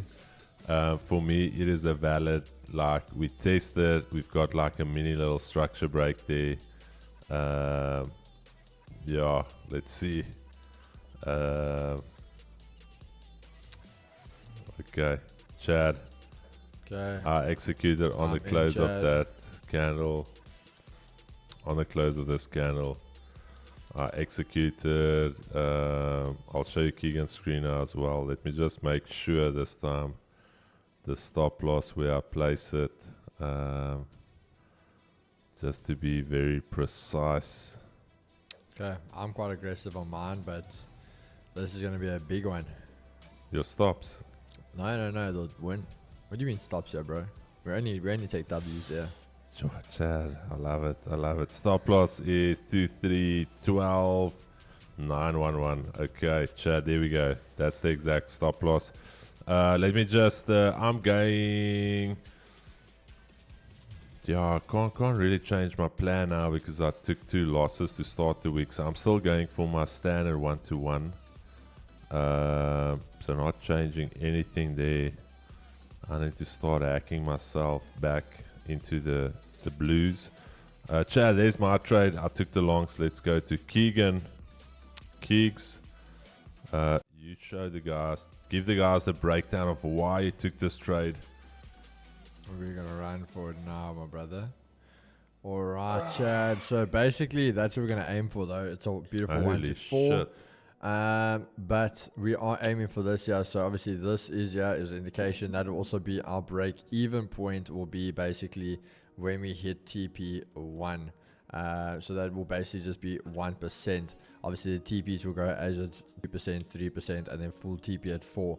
The reason we're taking this trade, guys, so if you look here, obviously we are more bullish. I spoke to you guys this morning. There were two things I said to you guys. You had to look here on that intraday level. That's your intraday level on the 4 hour, which we've tested and are now rejecting. Again, we talk about probability. So we say around this time, if you look at when we took the buys, we took buys and we took the buys from down here to test that zone, came back down. We've now tested, taken the buys, pulling back, and at this time we are now finding that more level. So we've got a lot more probability and favor in our side as you start taking the trade. When we're on the daily, we obviously are looking at the bullish continuation from this, pulling back there to the pivot over here. On the 30-minute, what are we going to be looking at? 30-minute testing the EQ perfectly with a massive rejection, also bouncing off that 200. We can see every time we test the 200, massive move away from it every single time here on the 30-minute. So we are seeing that come into play. And then finally on the 15-minute, that is where we are taking this trade off of, is in low we had this, we had a nice 15 push away onto that 200. The next candle not only breaking the 200 but also getting above the daily pivot, and that is our hold there. So very simple. Then obviously 1 to 1 we go break even, and then we just aim, obviously the high of the day is Asia highs. That's obviously when we target, as that's untested, but we just want to round off our numbers, all about rounding up. So we're just going to aim for the 1 to 4, as that would be the closest number there. And that would be the trade. As we say, 1 to 1 will be here. We are break even at that stage. And then you can almost decide if you want to go 1 to 1, pull it, or otherwise wait for the day to be full and go for that full range. So very simple, but that is the idea behind this trade. Kicks, let's keep it on. And also, sorry guys, the stop loss. Stop loss is basically based on the wick, but the big thing is body fill. If we even start breaking, remember that we're on a 15-minute time frame here. So if we do already start coming underneath this trade, it becomes very invalid. And in that sense, we're probably breaking, retest, have rejected the daily pivot, and are going to continue lower. So our stop loss is there, giving us a little bit of room under the body closure. But if we get anything under this body closure, we are most definitely on the wrong side of the trade, and the trade is invalidated. So we can have a simply, if you want to say, a tighter stop loss, as long as you're in this range, the trade is still valid for me. Is there a way to learn MT5 solidly? The best is going to be lottering. Anything you want to know about MT5, go on YouTube and just say, how do I change X, Y, and Z? There's so many videos. I'm not even joking. But in terms of like the basics of MT5, that I would say, Chad, the basics. Just gonna switch over here real quick. The basics you want to know is here by view. You just want to make sure that at the toolbar section you've got standard, line studies, time frame, so you've got that on your chart. Market watch, navigator, toolbox, that's all you need there. And then also what you want to be doing is, I'll just do templates. So I go to properties, I go to color on white. Yeah, by show, I go to show bid price, show ask price, and then I just usually put off the tick volume, that little thing at the bottom. And then with common, you can put scale fix on or off. That is just purely if you want to be doing this, similar to what you can do on TradingView. If you want to like zoom in and out on your price bar. Sorry, man. Let me just bring it across. If you want to zoom in and out of your price bar, that is what scale fix does. And then I'll just go one click trading. And then I'll save this as a template, Chad. So my template is saved as day trading. So if I ever open up another chart and it looks like this, I just right click, I go to templates, and I load day trading, and there it's already set up for me the way that I wanted it. So yeah. Okay, alrighty.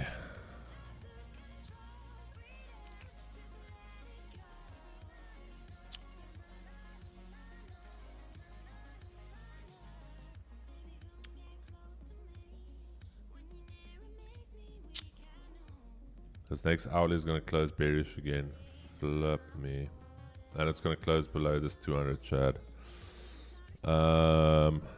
Let me see previously. Yeah. Trust the plan, brother. No, the plan is Trust the always plan. the Come on, plan. Chad. Look at that thing go already now. That's what we want to see. the plan is always. So that's technically TP1. No, I don't know. Like we hold on. technically. I'll We tell you technically won the previous trade as well, even though it was a loss. Wait, that is wait. TP1. That is TP1, That's yeah. 10 TP1. pips. TP1, baby. Woo, Chad. That's it, my man. Are we really going to trade like that for a month or two just to get like a 100% win rate? Yeah, these clowns, bro.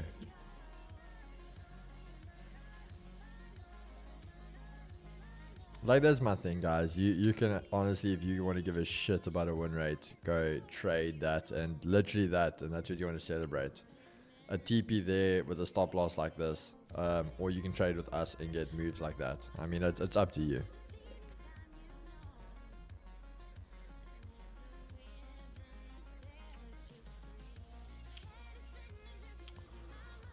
Where are you going break even, my brother? TP1. TP1. Okay. This is very, very much, like, I won't even lie, how this trade is now, like how this trade is set up, how we manage it, this is literally how like when I really became profitable, this is how I traded. That's it. Clean and simple as this. Booba Fumar, aka the newly changed Drive Cartel. Dono. Hey, sure, brother.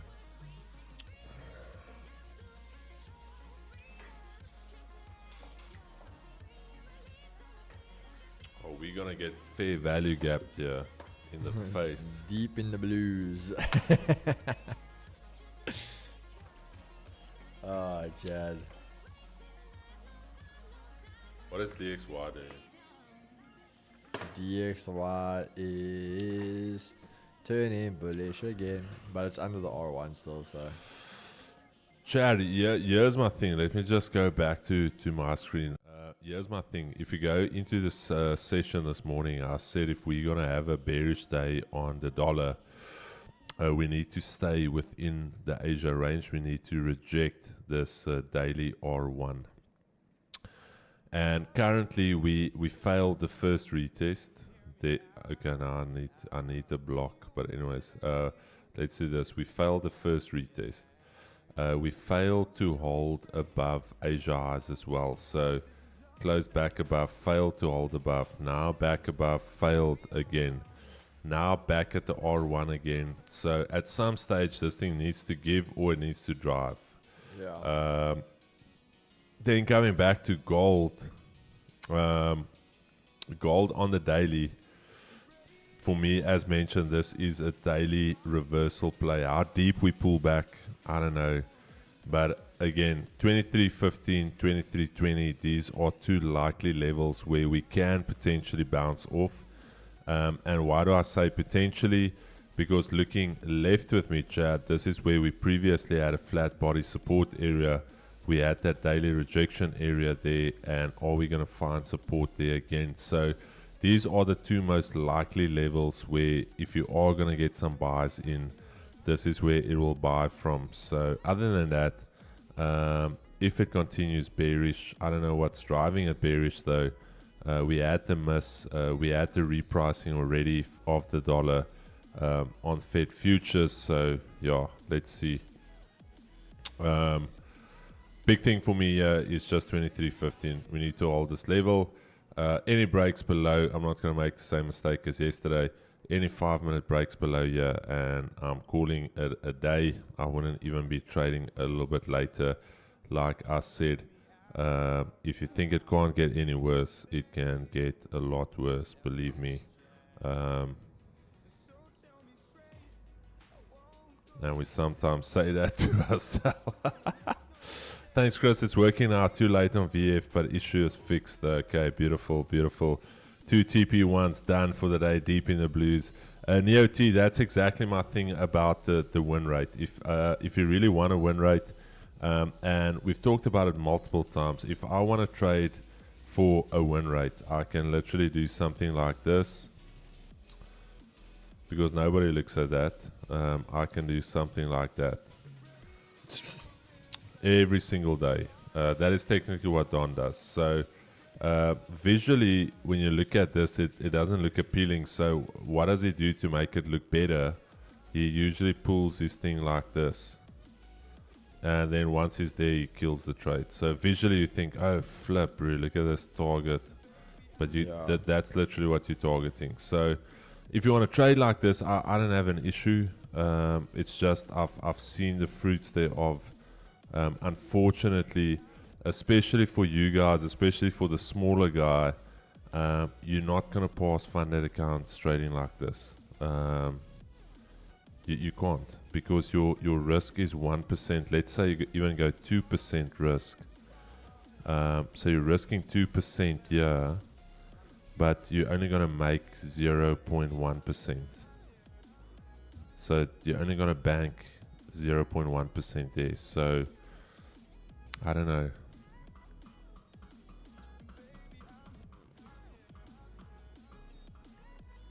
Trading with your own capital, you can honestly do this, but for me, I would rather try and sharpen up. You can eventually pass it, but it takes ages. Top 5, it does. And here's the thing though, you want to think about yourself mentally as well. If something takes ages to pass, you get to the stage where you are going to become, what's the impatient? You are going to try and pass it. So mentally it's fatiguing. Challenges become mentally fatiguing. Do you guys trade funded accounts? No, I'm just trading a live account at this stage. EMAs are still bearish, so when and when not should they be considered then? Siboniso, the 200, I consider as the 200, I consider almost as a pivot level, where it's almost a neutral level for me. So there are times where I will trade it away from the 200, and there will be times where I will potentially be trading it back to the 200, where we spoke about it last week, for instance, when we were trading here somewhere, Thursday, where it was relatively extended below, and we started holding a level, so that expectation was for it to come back to retest the 200. Then the other day, last week as well, Wednesday, yes. No, was it Wednesday? Wednesday or Thursday, we traded away from it. Where was it? Was it Tuesday, Keeks? For what? I don't know. No, it was Monday. Monday, it was last week, Monday. 80 was bullish. The EMA started crossing bullish, and we wanted to take some trades from here, 23.35. And there again, you take it as a concentration point, and that's usually also where you'll see some type of ranging accumulation happening, and then the move. So there's various ways to trade it, but in general. Okay, Chad, I'm going to be very honest. This is the hourly has closed bearish. There is a major wick fill. I'm going to go break even on the close of this 5 minute. I also want to see this 5 minute take out this high to continue higher, because this all of a sudden becomes very overlapping. You see this move down, very, very impulsive. And now you are fighting for your life to get up here. So you can see this high potential. We go into some type of range. So what I want to see is this 5 minute candle break above here, and then I want to see that move to the upside. Otherwise, if it stalls here, what's going to happen is it's going to do something like this. This is maybe the pullback done, and you're going to see another move to the downside, which I don't necessarily want to see. Again, it's 11 o'clock. This is usually when, if gold was moving one way, it's going to start pulling back. So I just want to see this thing starting to break some structure here and continue higher. Beautiful. That is TP4 hit right there. No, I'm kidding. No, TradeView has issues. Okay, this looks relatively promising, Chad. This looks relatively. Just trust the process, bro. Where's that Forex master is telling us it's gonna slow and you in for a rude awakening? What did he say? Gold sell now, guys. Chris and his friend are in for a rude awakening. Okay. It sucks, bro. Unlucky, yeah. Forex massacres. I can sell. Yeah, we had Asia highs last year. I can sell. Maar nie as jy sê hy gaan sell nie. Yeah. If it was anyone else, but not Forex massacres. It's a tough day to be a stop loss in your case, bro. Chad, if this 5 minutes can close like this, I'm going to go break even purely due to the fact. Do you have a bottom wick on your broker feed? On which one? On what time frame? 5 minute. 5 minutes. I don't have a bottom wick. Chad, I'm actually going break even yet. This is this little session I'm just going to go break even here. I don't want to. No bottom wick. Yeah, I'm not gonna.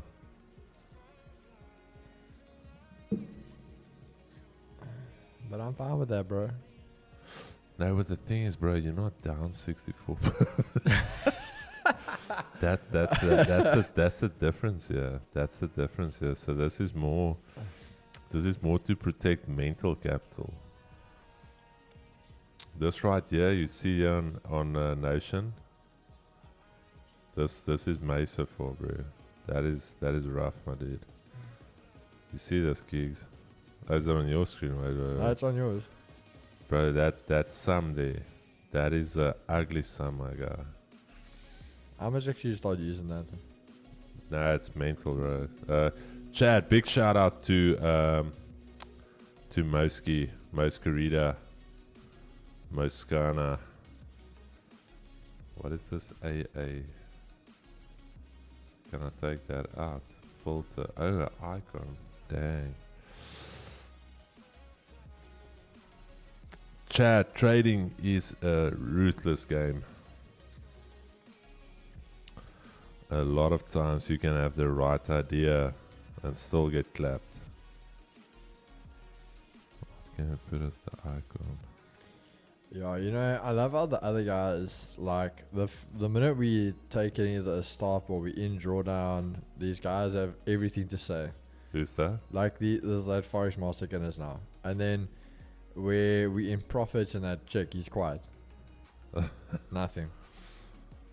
Because now, for example, you break even, there's no risk on the table. And there's an issue. Yeah, Chad, break even for me. Just purely due to the fact that, fuck, Chad. I've been nuked twice now this week. If you're with Keegan hasn't touched his stop yet, so he's still relatively untainted here on gold. Gold, I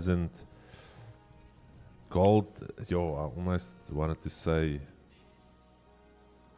a word here that could have gotten us cancelled, but no, not like a rapper.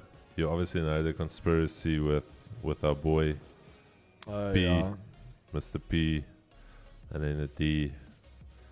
Almost wanted to say we got PD'd. Chat over to Keeks. I'm out for break even. That's most likely me for the day. I still like the longs. Forex massacres. Stay focused, guys. It's your account, no one else's. 100%. Up 700 pips on US30 board from Kaylan. Beautiful. I missed the trading insights from Traveling Wild show. Yeah, fuck, bro. He was actually such a pivotal key because I think he would have been also buying and we would have then said, no, the buyers are wrong. the trading world board. It's Chris, Forex Masterkinders, nie Chris nie. Nie met 'n K nie, asseblief. Trading like that, madness. Yeah. With the Asia lows and highs, you just pull the line where price was at 1 a.m. and then, yes, Andre, and I use the bodies. Okay, chat, there dollar goes again above the R1. This thing is a little indecisive here. What is US30 doing?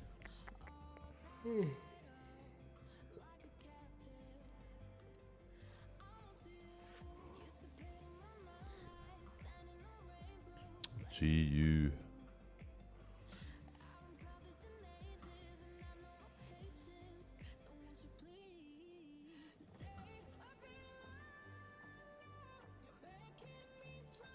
Gigs, you also didn't get it set up yesterday during NYC, eh? NYC, no, I took NAS, bro. No, I mean on gold, there's nothing. Oh no, gold was bro. messy That yesterday, thing bro. I was fighting to get something on it, and I Oh just no, couldn't. no, gold was all over the place.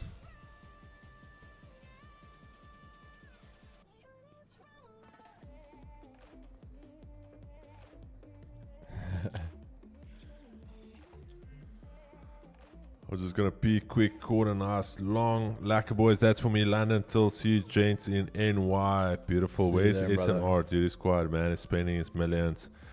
Where's SNR, bro? Just borrow us $1 million. Just after taking these two. Invite Forex Moss to the pot. Could gain some. Yeah, Forex Moss, where are you? Are you based in Port Elizabeth? Let's get you on a pod, my brother. Today you lose 64 pips, next day you make 600. It's all the grind, boys. No, I didn't lose 64 in a day. I lost 32 yesterday, which should have been 15, and then 32 pips today. So It's not bad, bro. it's not. It's not bad, but it's not ideal. Let's just put it there. Just gonna run. Go for it. Yeah, we still sorting this thing out. DXY basically at that R1.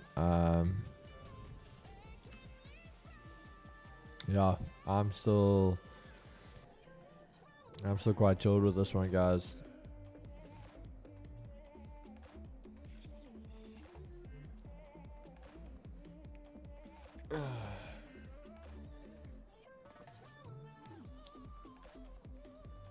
So we're gonna see what happens here.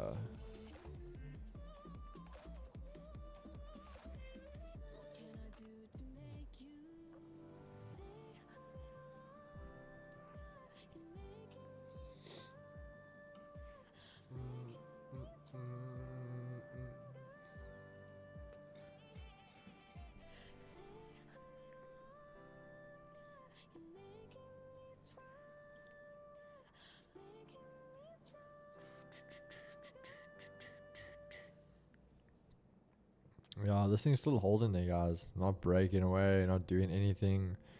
Not even taking out the lows of the previous candle, like nothing.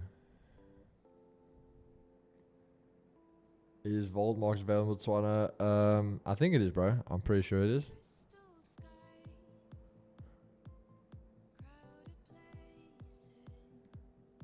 Douglas lol, and the chat is still waiting for the 10k donor from him.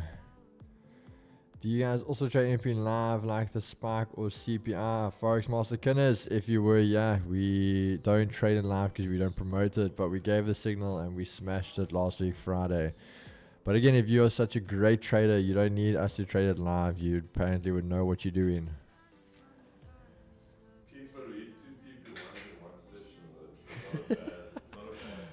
I don't know what the guys think of the two TP1s. TP1 will hit, just hold after sell.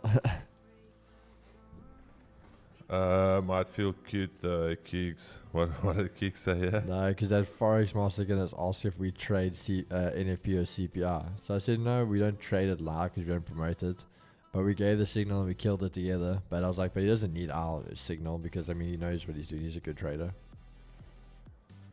Where is he? I don't see his comment. There. Oh, there. Do you guys also trade NFP live like the spike or CPI? No shit, bro. We are the guys that caused the spike. Didn't you tell him that, Geeks? Nah, bro. I think he thinks he's a market maker. So I thought he would know that already. No, man. Forex Masterclass, we are the guys that caused the spike. So by the time you enter, we out already. In and out burger. Google it. Nila. Good morning, Chad. Good morning, Nila. Chad, just a quick one on the analysis on the live stream. So what I'm seeing here for the first time in quite some time here, just going to throw over to my screen here real quick. Keeks, that pattern is happening now. The last time I saw this pattern, as you can see here, there's a big buildup of liquidity. We're creating some equal highs here at 319. You can see we're in a range here. And I think the sellers that and the stream hoppers, the guys that go through various streams, they want to jump off, but they want to see if Keegan's going to hit TP. So what you're going to actually see here, one of the other streamers are going to end their stream, and we're going to break out of this level. And we actually now, for the first time in quite some time, we're going to go for that 400 level, equal legs target. Equal legs breakout, a lot of buy side liquidity here, so just monitor that on the views chat. This pattern I haven't seen in quite some time, so very, very interesting. Chris, I had if you can't afford free range X, yeah. All right, Chad, that thing is happening, Keeks. I hope you guys are ready for 400. Why is it back on my screen? Let's go back to my boy here. What's your stop, Geeks? 20 pips? No. 30. 30 pips, okay.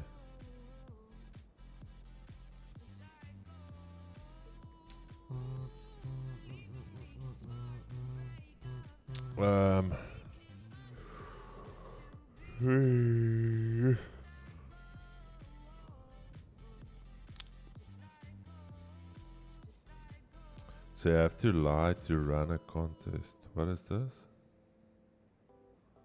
I don't know what you got on about.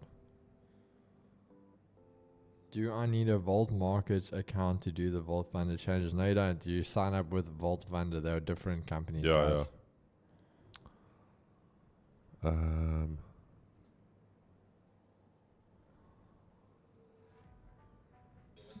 What's DXY doing? DXY is still rejecting their guys. Is it rejecting? Yep, still isn't broken above. DX. This thing's playing with us today. Keith. Chad, I can't close. I told you, we're holding this thing. There's no reason, like, statistically or any major reason for us to kill that. We're not leaving, Keeks. We're not leaving, bro. We're not leaving. This trade will go up.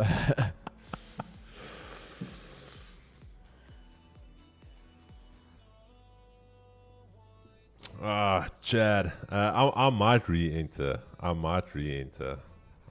very honest. Fuck, now I need to journal this one. I've been machine gunning. There's two things that are going to happen here, guys. This thing's either going to, and we're on the wrong side, as I said, and it's going to just eventually hold, and it's going to dump to the downside, or it's going to hold, and it's going to break to the upside. Because now it's just rock bottom, and one of them are going to give. So, as I said, very, very simple. It's either going to break through now and hold this area, or it's basically reject it. Simple as it gets. Oh, Chad, I was an absolute machine gunner today. 2 trades in one session. Holy smokes. When did I open that trade? So that was 11:03.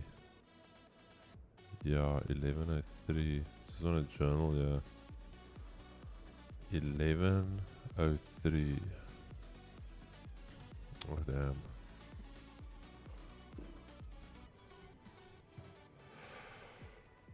Yeah, big shout out to Mo. Damn. Mo, I don't know if you're on your... This was almost a buy continuation. Let me just check the journal here.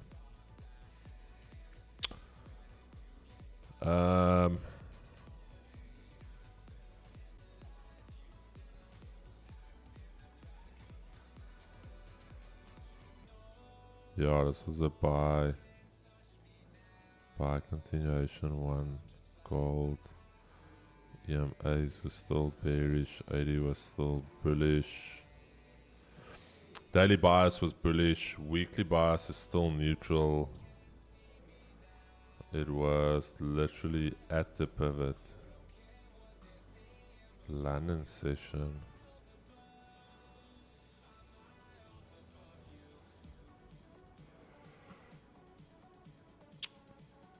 Chad, what do you think of doing a session once a month where we actually go through all of the trades we took for the month? Let me know what you guys think.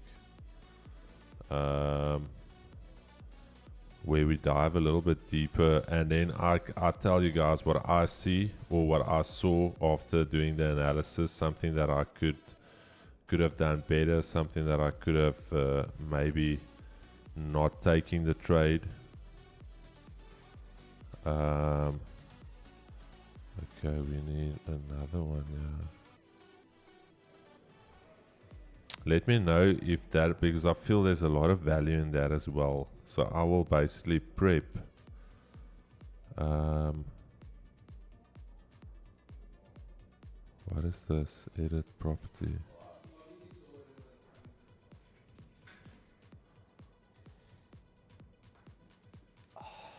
Chad, look how easy this thing is. Did you just say Walk the away, word? Did come you just back. say the word easy? Yeah. Incredible. I love it. I By love the it. way, Mo says you must stop copying his trades. He says you obviously went to the bathroom, saw his trade, now you came, you're like, That's I'm gonna my issue. re-enter. I've been taking his trades and I've been losing. I thought he was onto something, but he's not. The man is feeding me stops here, my bro. Break even. I need the man to come and help me here with BE, please.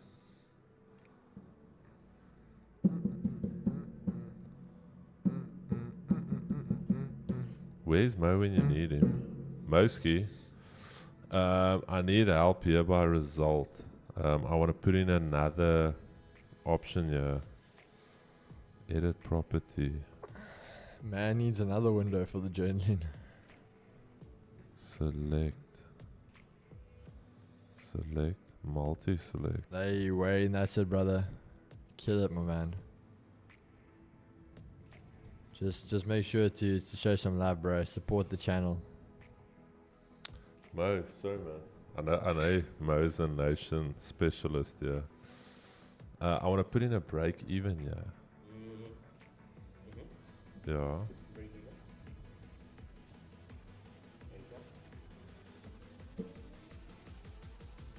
Get away! Yeah. I've been pressing enter, my bro. This is this tip, bro. This is that typical dad moment. Like the dad will do something and the child will just come and press a button, and dad will be like, "Bro, I've been pressing that button." I've been doing that. Bro, I've been pressing that button, and this child comes in here, presses it once. Child.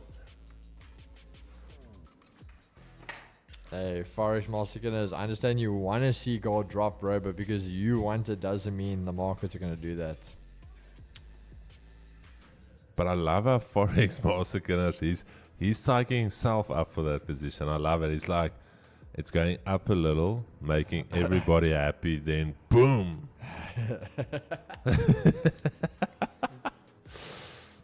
Now, man, Forex Master like we always say, as long as somebody's eating. So, Guys, does anyone on know? Because we just got tagged again. Who's running the 2G's meme page? is there another meme? Let me see. Oh, is it a good one? Is it a good one? I want to.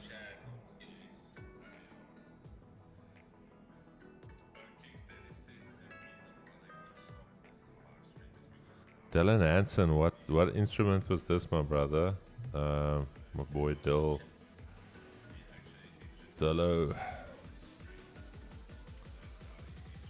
Whether I wasn't that gigs. Yeah. Really? Where do I see it? I can see who tagged this. Right. You posted about the algorithm. No man, I can't see it. Did they block it? Oh, you fucking tagged it. Where the fuck? You have another dad moment, yeah. Let's just use this. Tag.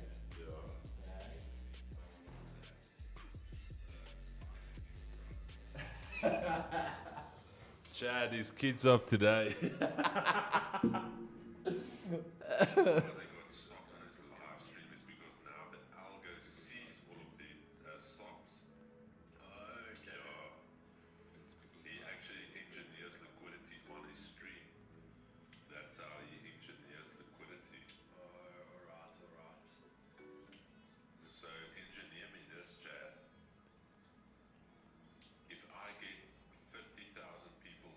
Just a tip for the guy that's running that. I love it. Just a tip. Think of it this way: it needs to be short and punchy. I get what you're doing there. So for that, it needs to be not longer than 30 seconds. Like just a quick little jab and punch. People on average won't watch a reel for longer than 18 seconds. They doesn't know you running it. It's like wee dog. Because the only reason I was actually gonna say I think Dylan's doing it, purely because I just noticed Dylan the story you put out with your video and the story or that post you used the same song in it. No. Okay, well then I was just gonna say that was just a coincidence. That was the first thing because literally two people posting something, and then I asked what the song was. Because yeah, they had the same song in it. Chad, yeah, so whoever's running the meme page, I love it. Just short and punchy, use captions. So. Oh, okay, it's just trading on social media. Alright.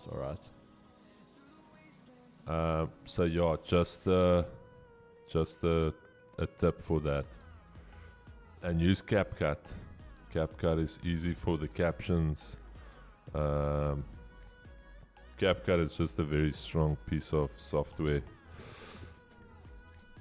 Same as Notion. Chad, I don't know, is anybody a Notion specialist? No, bro, but listen here, the Notion is quite intense, my dude. Like you can do some crazy stuff on Notion.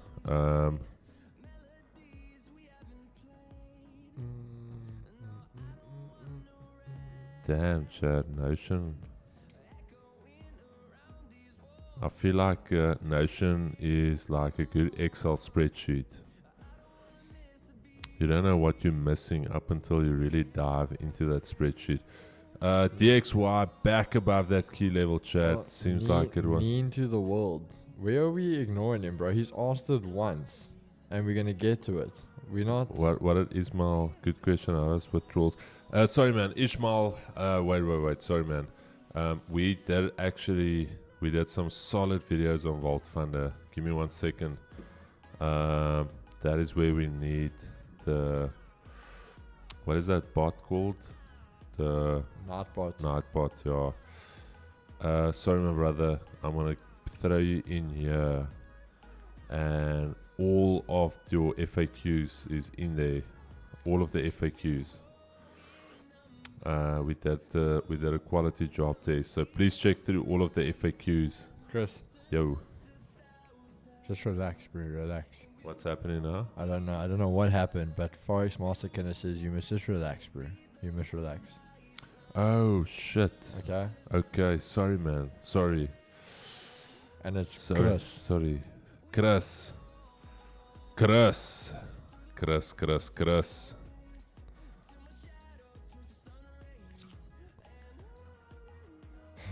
Is this New York session? Am I missing something? Chad edgy today. Yo, bro, the chat is on edge here. The chat is rough here today, bro. Gold is going a little bit more up. Wacht net 'n bietjie. Okay, bro. Hey, alright.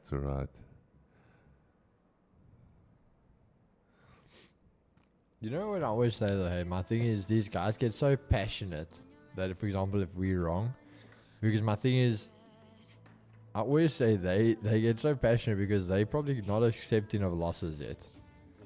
Where like me, guys, like I said, I'm not pulling the plug here. Like this thing's either gonna stop, or it's gonna be a full stop. Here's the thing: your So- trading career is not based off two trades. Yeah. It's like, and I feel like the guys that get so passionate about a position, about being right, you're still stuck with that ego. You still haven't dealt with the ego. I don't have any ego, bro. Like I told you guys, I've been clapped. I've made a lot of money. I've been there where blues, this, that, withdrawing 100K, going to Valence, buying 2 couches, feeling whatever, Chad. Like Yeah. you get to that stage, but then I also, like I said, that 65K humbles you quick. So there's no ego thing for me here. Oh, there we go. Forex is in PE. The man can't spell. I stay there. Forex Master Kenner said, you know where we are, 189K pro. Pull in, my brother. Make yourself known to the Owens. To be fair, Fantines, that's the one thing I also always ask these guys. If they always so professional, always correct, always everything, wouldn't they always be making money? Why are they sitting around watching the stream? You need to become a good loser. It took me 5 years, 2 years, Yes, full time, one there loss you hours go. only. That is it. Trading, you need to become a good loser. That is very, very spot on. Jedi 777 Chad. The thing is, there's 2 reasons why you need to not have an ego. Firstly, if it's gonna hurt your ego being wrong, you're not gonna last in trading. Secondly, if you cannot accept a loss, it's gonna basically, I don't want to say, how can I say, not blind your judgment, but it's gonna fog your judgment because you're gonna want to look for shorts and the market is doing something else, or you're going to look for longs and the market's doing something else. So Forex Master Skinners, if this thing drops 100 pips, awesome, my brother. That is, you took it, you managed it well. Keegan was willing to take the risk there. If he's wrong, it's not gonna it's not the end of Keegan. Keegan is not gonna cry after this because we've taken losses. We've already, where you still need to go into that dark place, we've been there. So that is why I'm saying, take it easy, Chad.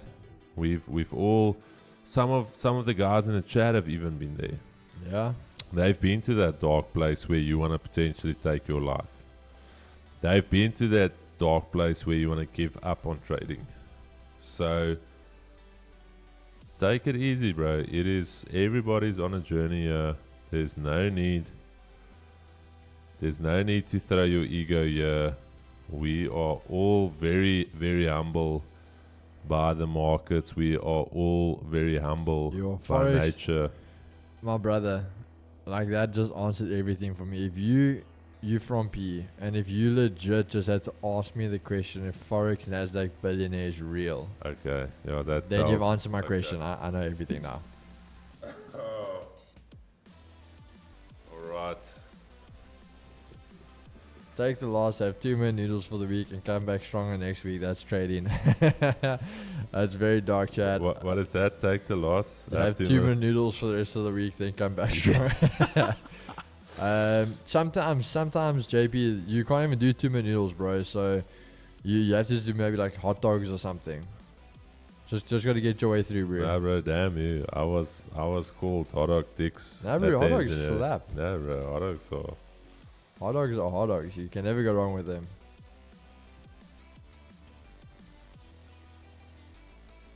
No, we need those guys. They drive up the engagement. We need them. Dun, dun, dun, dun, dun, dun. Go visit grandma for the week, eh? some coffee and cookies. Listen here, this Jedi has got his head screwed on. Right, I haven't seen Jedi here before. I have but seen Jedi here really? before, but yeah, but I do like Jedi. Jedi, stick in your lane. Do not take trades you do not understand, even if you're wrong. What's up? Where's the fax machine, bro? Oh. Where's the guys? This is Jedi. This one's for you, bro. We're pulling out the fax machine. Wait for it. Chad, here's the thing though. The stuff that Jedi is talking about. The stuff Jedi just dropped here, Chad. Just come over to my screen real quick. I'm just gonna throw you guys on my screen real quick. Jedi, this one is for you, my brother. This one came fresh off the Amazon truck and boom, right there. Jedi just absolutely dropping a big fax machine. Fax, Chad. Just a massive fax machine. Bro, and you would think, the weird thing is, before we go back to Keegan's screen, Keeks, you would think that this is from a fax machine standing in a sun. That yellow, but that was the color, bro. You bought it like that. Yeah. Already. You bought them old already, yeah. Sun damaged. There's a lot of like germs, a lot of like sweat, a lot of finger shit already on the thing. This was a color scheme, chat. This was a choice. This was not conditioning from the sun. That was a choice. But anyway, let's keep the fax machine there. Over to you, Keeks. Let me know if you want a fax machine on your side. I can order the 2-for-1 special. Keegs, how much are you risking per trade, bro? I don't know how that's relevant, brother. I can guarantee it's most likely more than you, but I don't see how it's relevant. I think Forex Master Canvas is it, bro. It is about that smoke, bro. I'm telling you now, that is 100% it. Where's Ed, guys? It's Ed in the chat. Hold on, that's why you haven't seen Ed in the chat. Let's see, where's Ed? You're going to see Ed is going to come back now. Hey, what's up? No. Wow.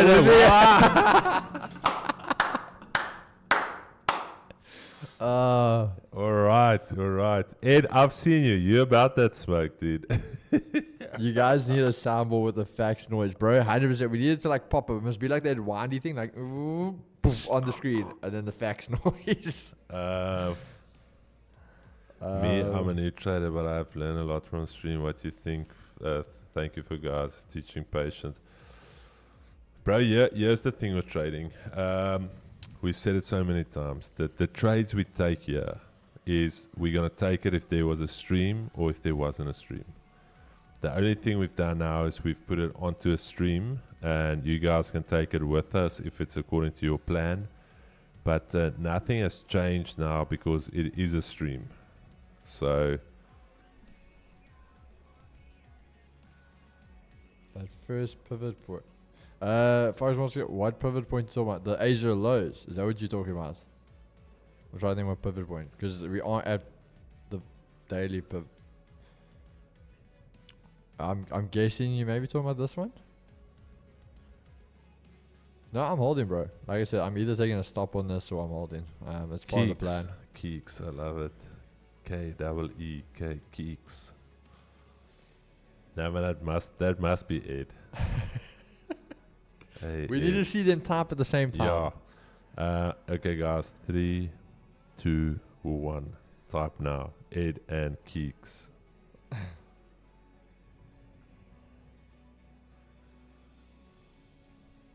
Morning, long time no see, Chad. Hush Puppy. Who's Who Hush the hell Puppy? is that? Hush Puppy. Yeah, you guys are always changing your names. How much Hush we Puppy. know? Wait. I want to check who's Hush Puppy. Who's Hush Puppy? How do I click on somebody's profile? I know there was a way you could click on somebody's name. Yeah, we are now the two adventures, the trading adventures with Keeks and Chris.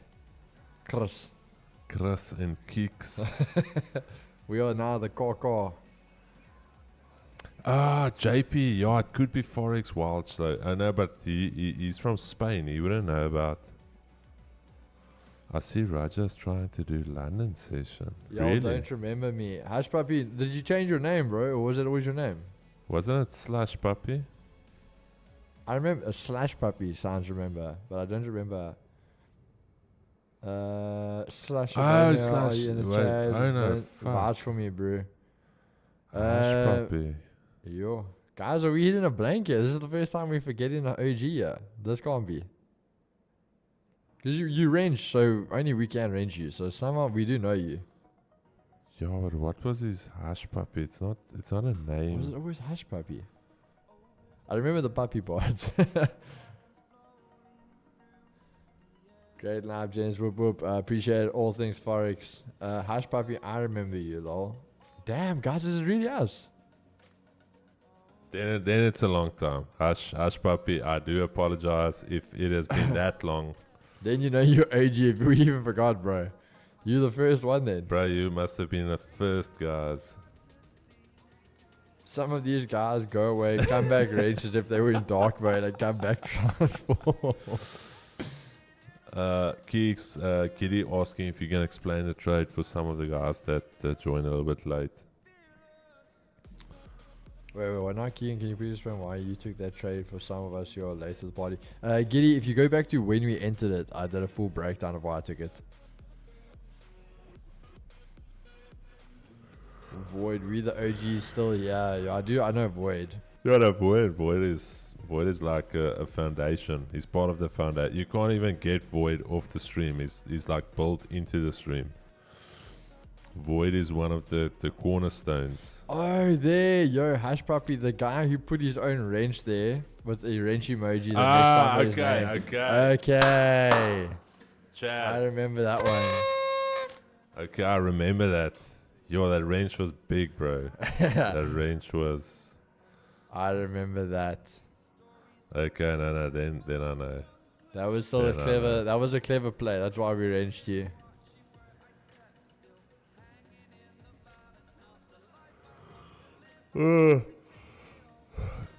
Chad, you know what's funny? I hope my wife's not watching. Yesterday, I do like everything that I'm supposed to do at home.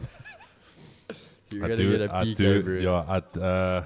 I know she's gonna come out of the woodworks now. So, I'm doing everything I'm supposed to do. I go and I sit and I work for a bit. She's also working, and around about 20 past 10, I'm like, okay, I'm gonna just jam a quick Dota game, quick in and out. And as I sit down, and the game is literally like 8 minutes in, she walks up to the stairs, and this is exactly her. So I do apologize. I might get clapped here. This is a wait. So what do you think? Do you think you can help me a little bit with some of this stuff before we go to bed? And I'm like, sure. I am gonna help you. I'm just not now. Like I cannot jump up now. And she's like, but are you gonna game now the entire night? You guys saw the last time I gamed was in Jan. I'm now a gaming addict. And I'm sitting there and I'm like, sure. I'm 8 minutes in. Now it's like, are you just gonna game now? And I'm like, okay. Okay, let me just burn this PC real quick. I'm just gonna throw this PC into the fire. But I love how they assume, even though you were working, like you were gaming the entire time.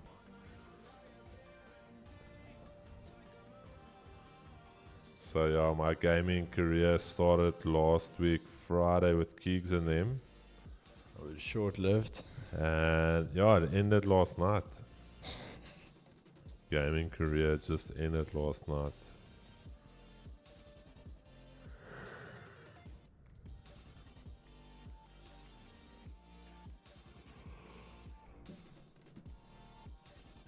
I hope you guys are fading us this week because it has been tough. It's been a rough week, Chad. It has been tough, Chad.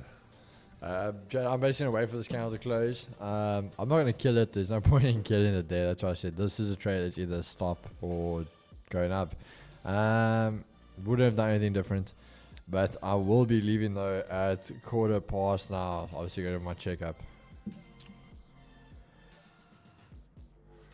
Just sleep on the couch tonight. Yeah. I might be. Forex master, idols or DJ coach and friends who will never be on his level. Sure.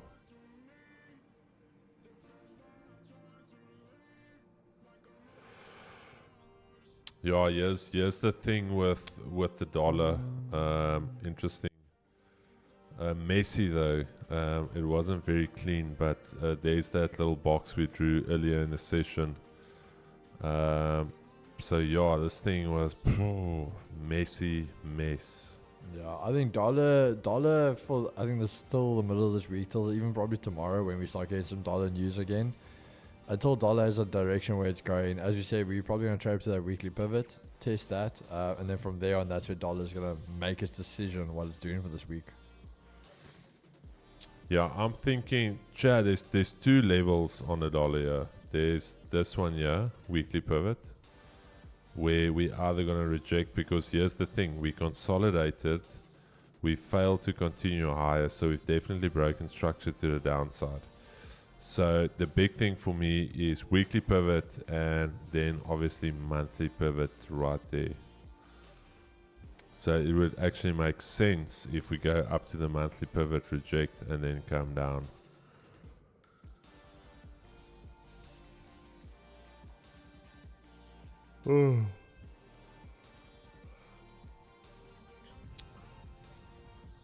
But it is beastly price action, yeah.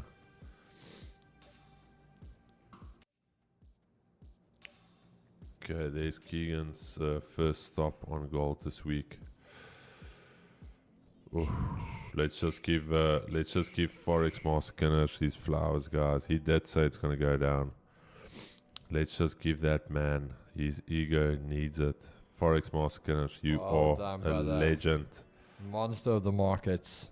We gotta give that man his flowers. I'm out there, Chad.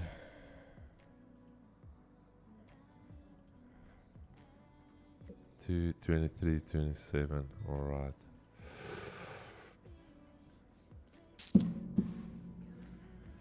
Chad, gold just ripping lower here. Since last week I had 3-4 break evens on gold. And if you think about it, Chad, if you look at gold last week from Monday, this was very knee-jerk on Monday. Then we had this very trending leg of the market. Then we had this massive pullback here.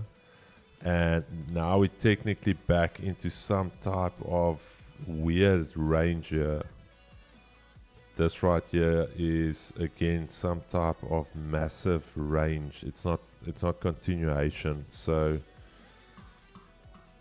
yeah, take it easy on gold. Do not stress yourself out. The clean moves will come. This for me, I still don't trust. Would I have shorted here? No, I wouldn't. But now that the 80 is starting to crumble a little bit, yeah, I still don't want to short here. This thing can run down. I'll check where we are during COMEX.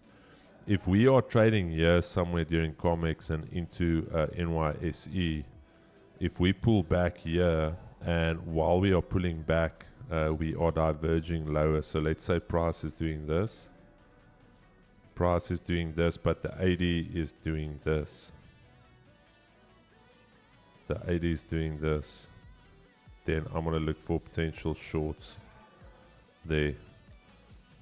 Otherwise, I'm just leaving it. My bias was long for the day. It was obviously the wrong bias up until 11 o'clock tonight. If this thing does not close bullish on the day, my bias was wrong for the day. And you need to be fine with that. this for me was a valid long. There's that break. There was that nice break to the upside. We failed to continue lower. We held 2300. So But yeah, sorry, Chad. I need to bounce. I will see you guys in NYSE. Hopefully, markets maybe give us a bit more clear direction and we can make back the little 30 pips we lost here. But yeah, peace and love, baby. We'll see you guys on the flip side. And again, to my boy, Forex Mulsikiners. Well done, bro. You got that one right. You're the better man for the day. But yeah, Chris, I'll see you a bit later, brother. shot my broski. Tell Mo to come in here just to finesse the stream with me till the end here. Just Bluetooth that fist bump for me if you can. Just what? Chad, who sold gold here today? I didn't. Who sold gold?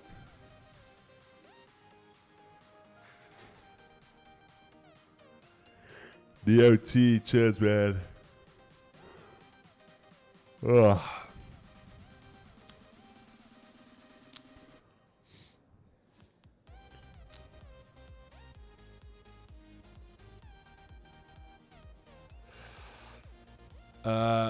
We have been focusing on gold as there's been a lot of volume on gold.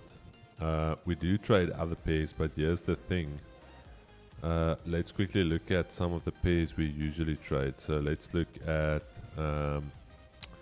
GBP USD. So GBP USD, since the market has opened, this entire opening range is 13 pips. So that is a 13 pip range.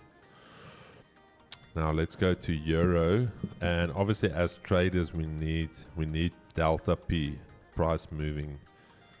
Euro USD, the entire opening range is 10 pips. So 10 pips there in that entire range. UJ, okay, this thing has moved, you can't.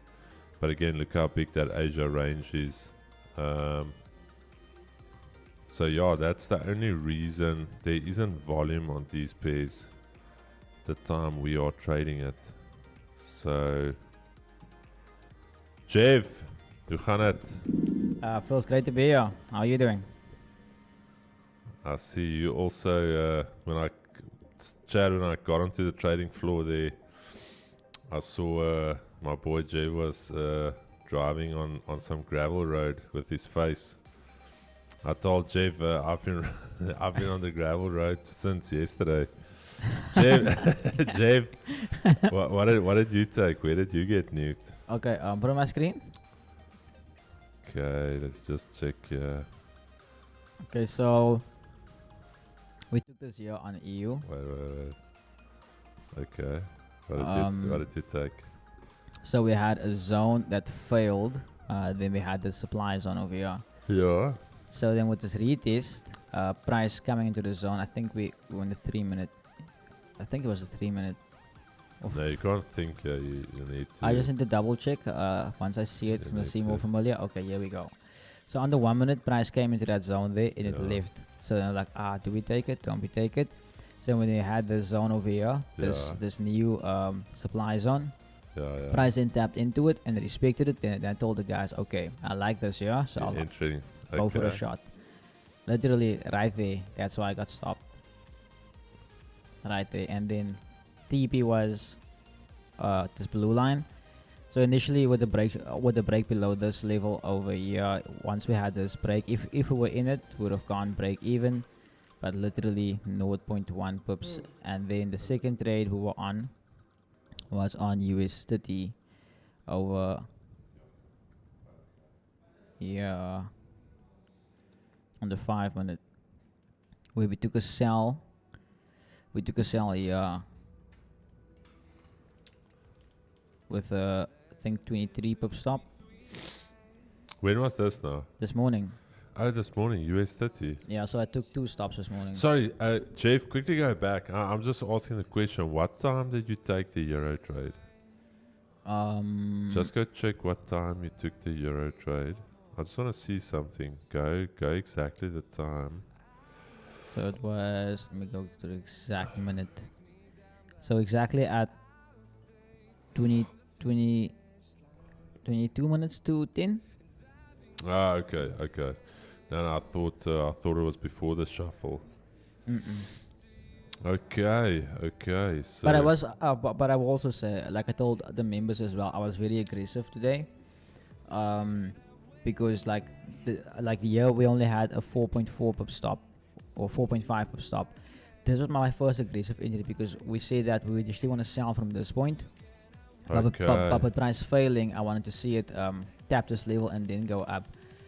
But yeah, I was aggressive. I will say that. Have you taken 2 stops this morning? Yeah, so in total the stops was 27 pips. Hey, okay. Yeah. So it is a bad day to be a stop loss because stop losses are being hit today. But I heard some stop losses were on their way to the police station to file a case of assault. yeah. 2Gs and Co and Jave assaulting the TPs. Chad, here's the thing. All seriousness, that is trading. For you guys, I've said it so many times. You don't have to guess how I trade. Go onto the Discord. There's all of my entry criteria right there. There's nothing to hide. There's nothing weird that I do or that I don't do. There's my trading plan. You guys can go and check. You can download the trading plan there for you. Everything I do is based off this. It hasn't changed. Will it change in the future?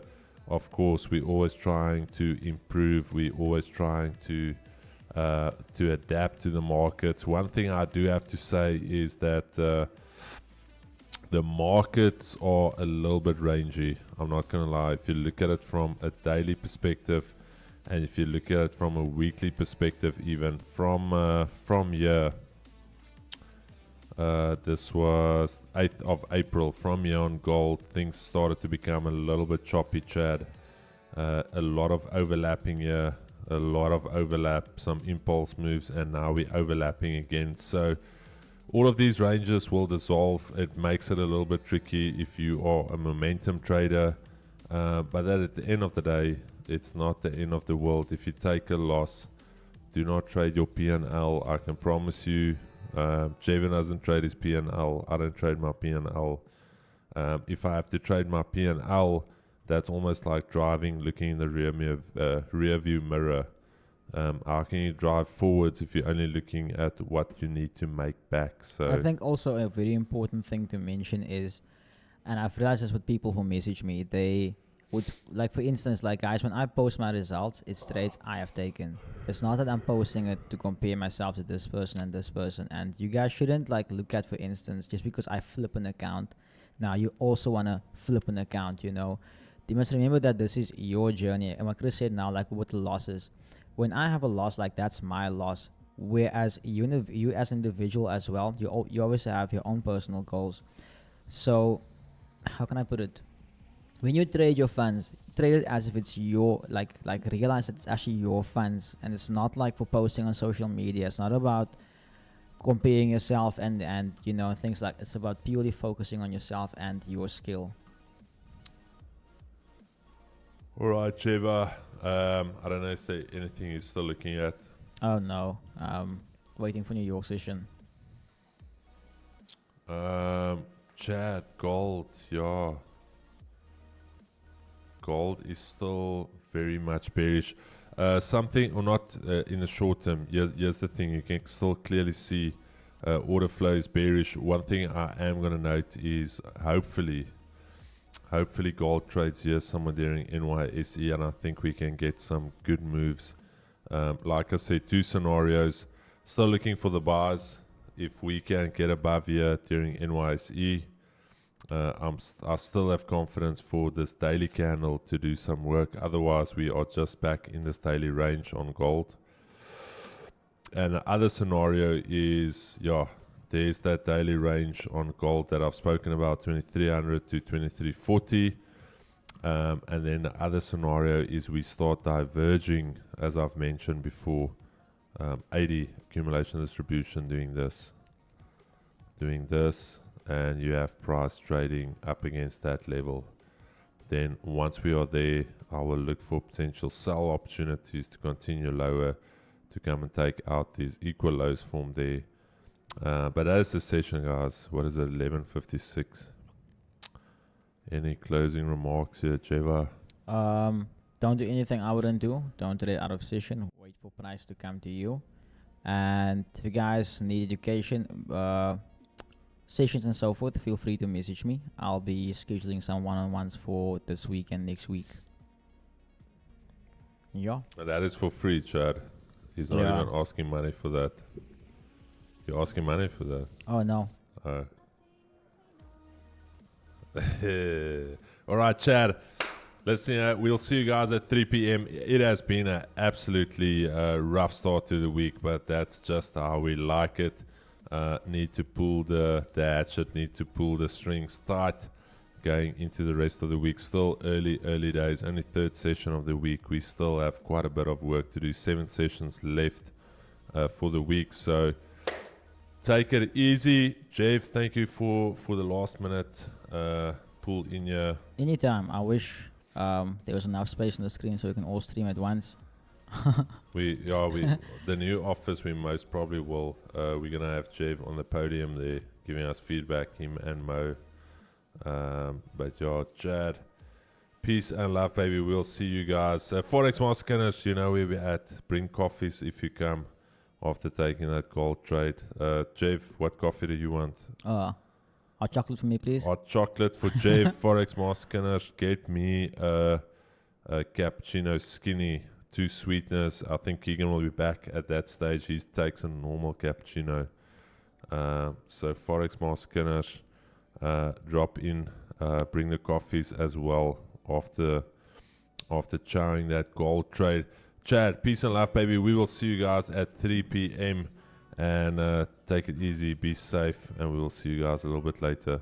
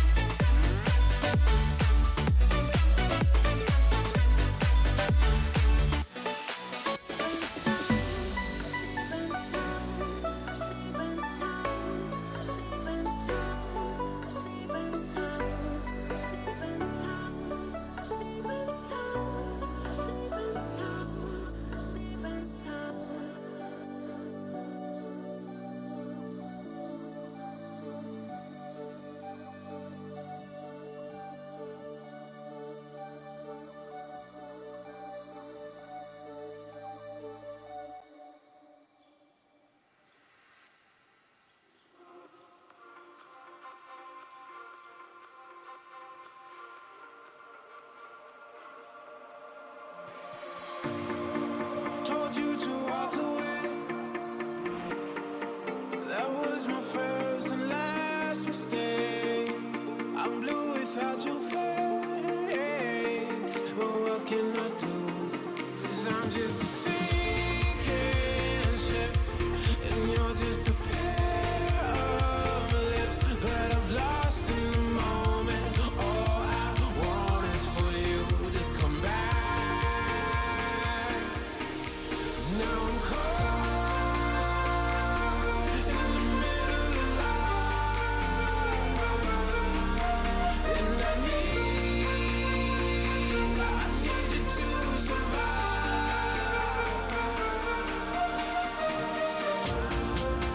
Whoa,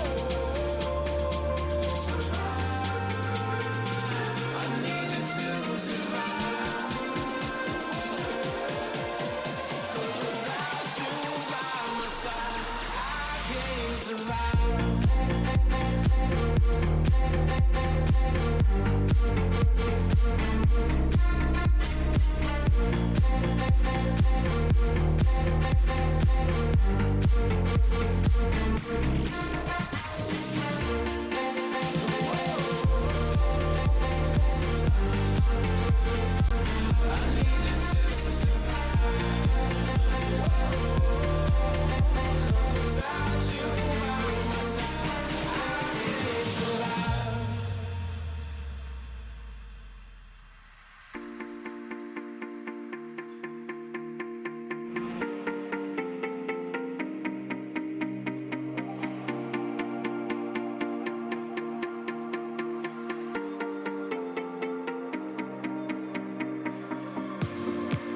And this can be the end. I won't just settle for being your friend. Our broken bond is not too late to mend. But what can I do? 'Cause I'm just a sinking ship, and you're just a pair of lips that I've lost in the moment. All I want is for you to come back. Now I'm caught in the middle of life, and I need you to survive. She said, boy, I want you to walk right, so I can give you one more chance. You're only living in your damn head.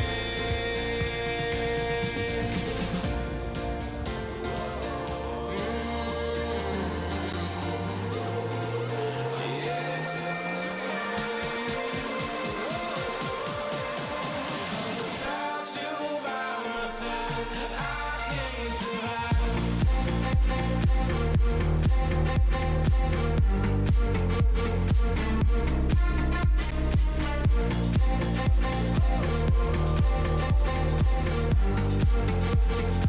I need you to survive.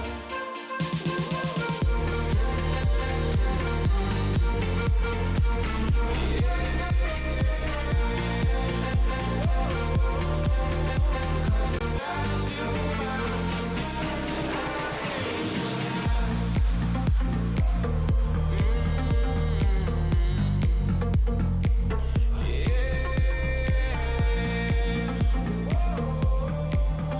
'Cause without you by my side, I can't survive.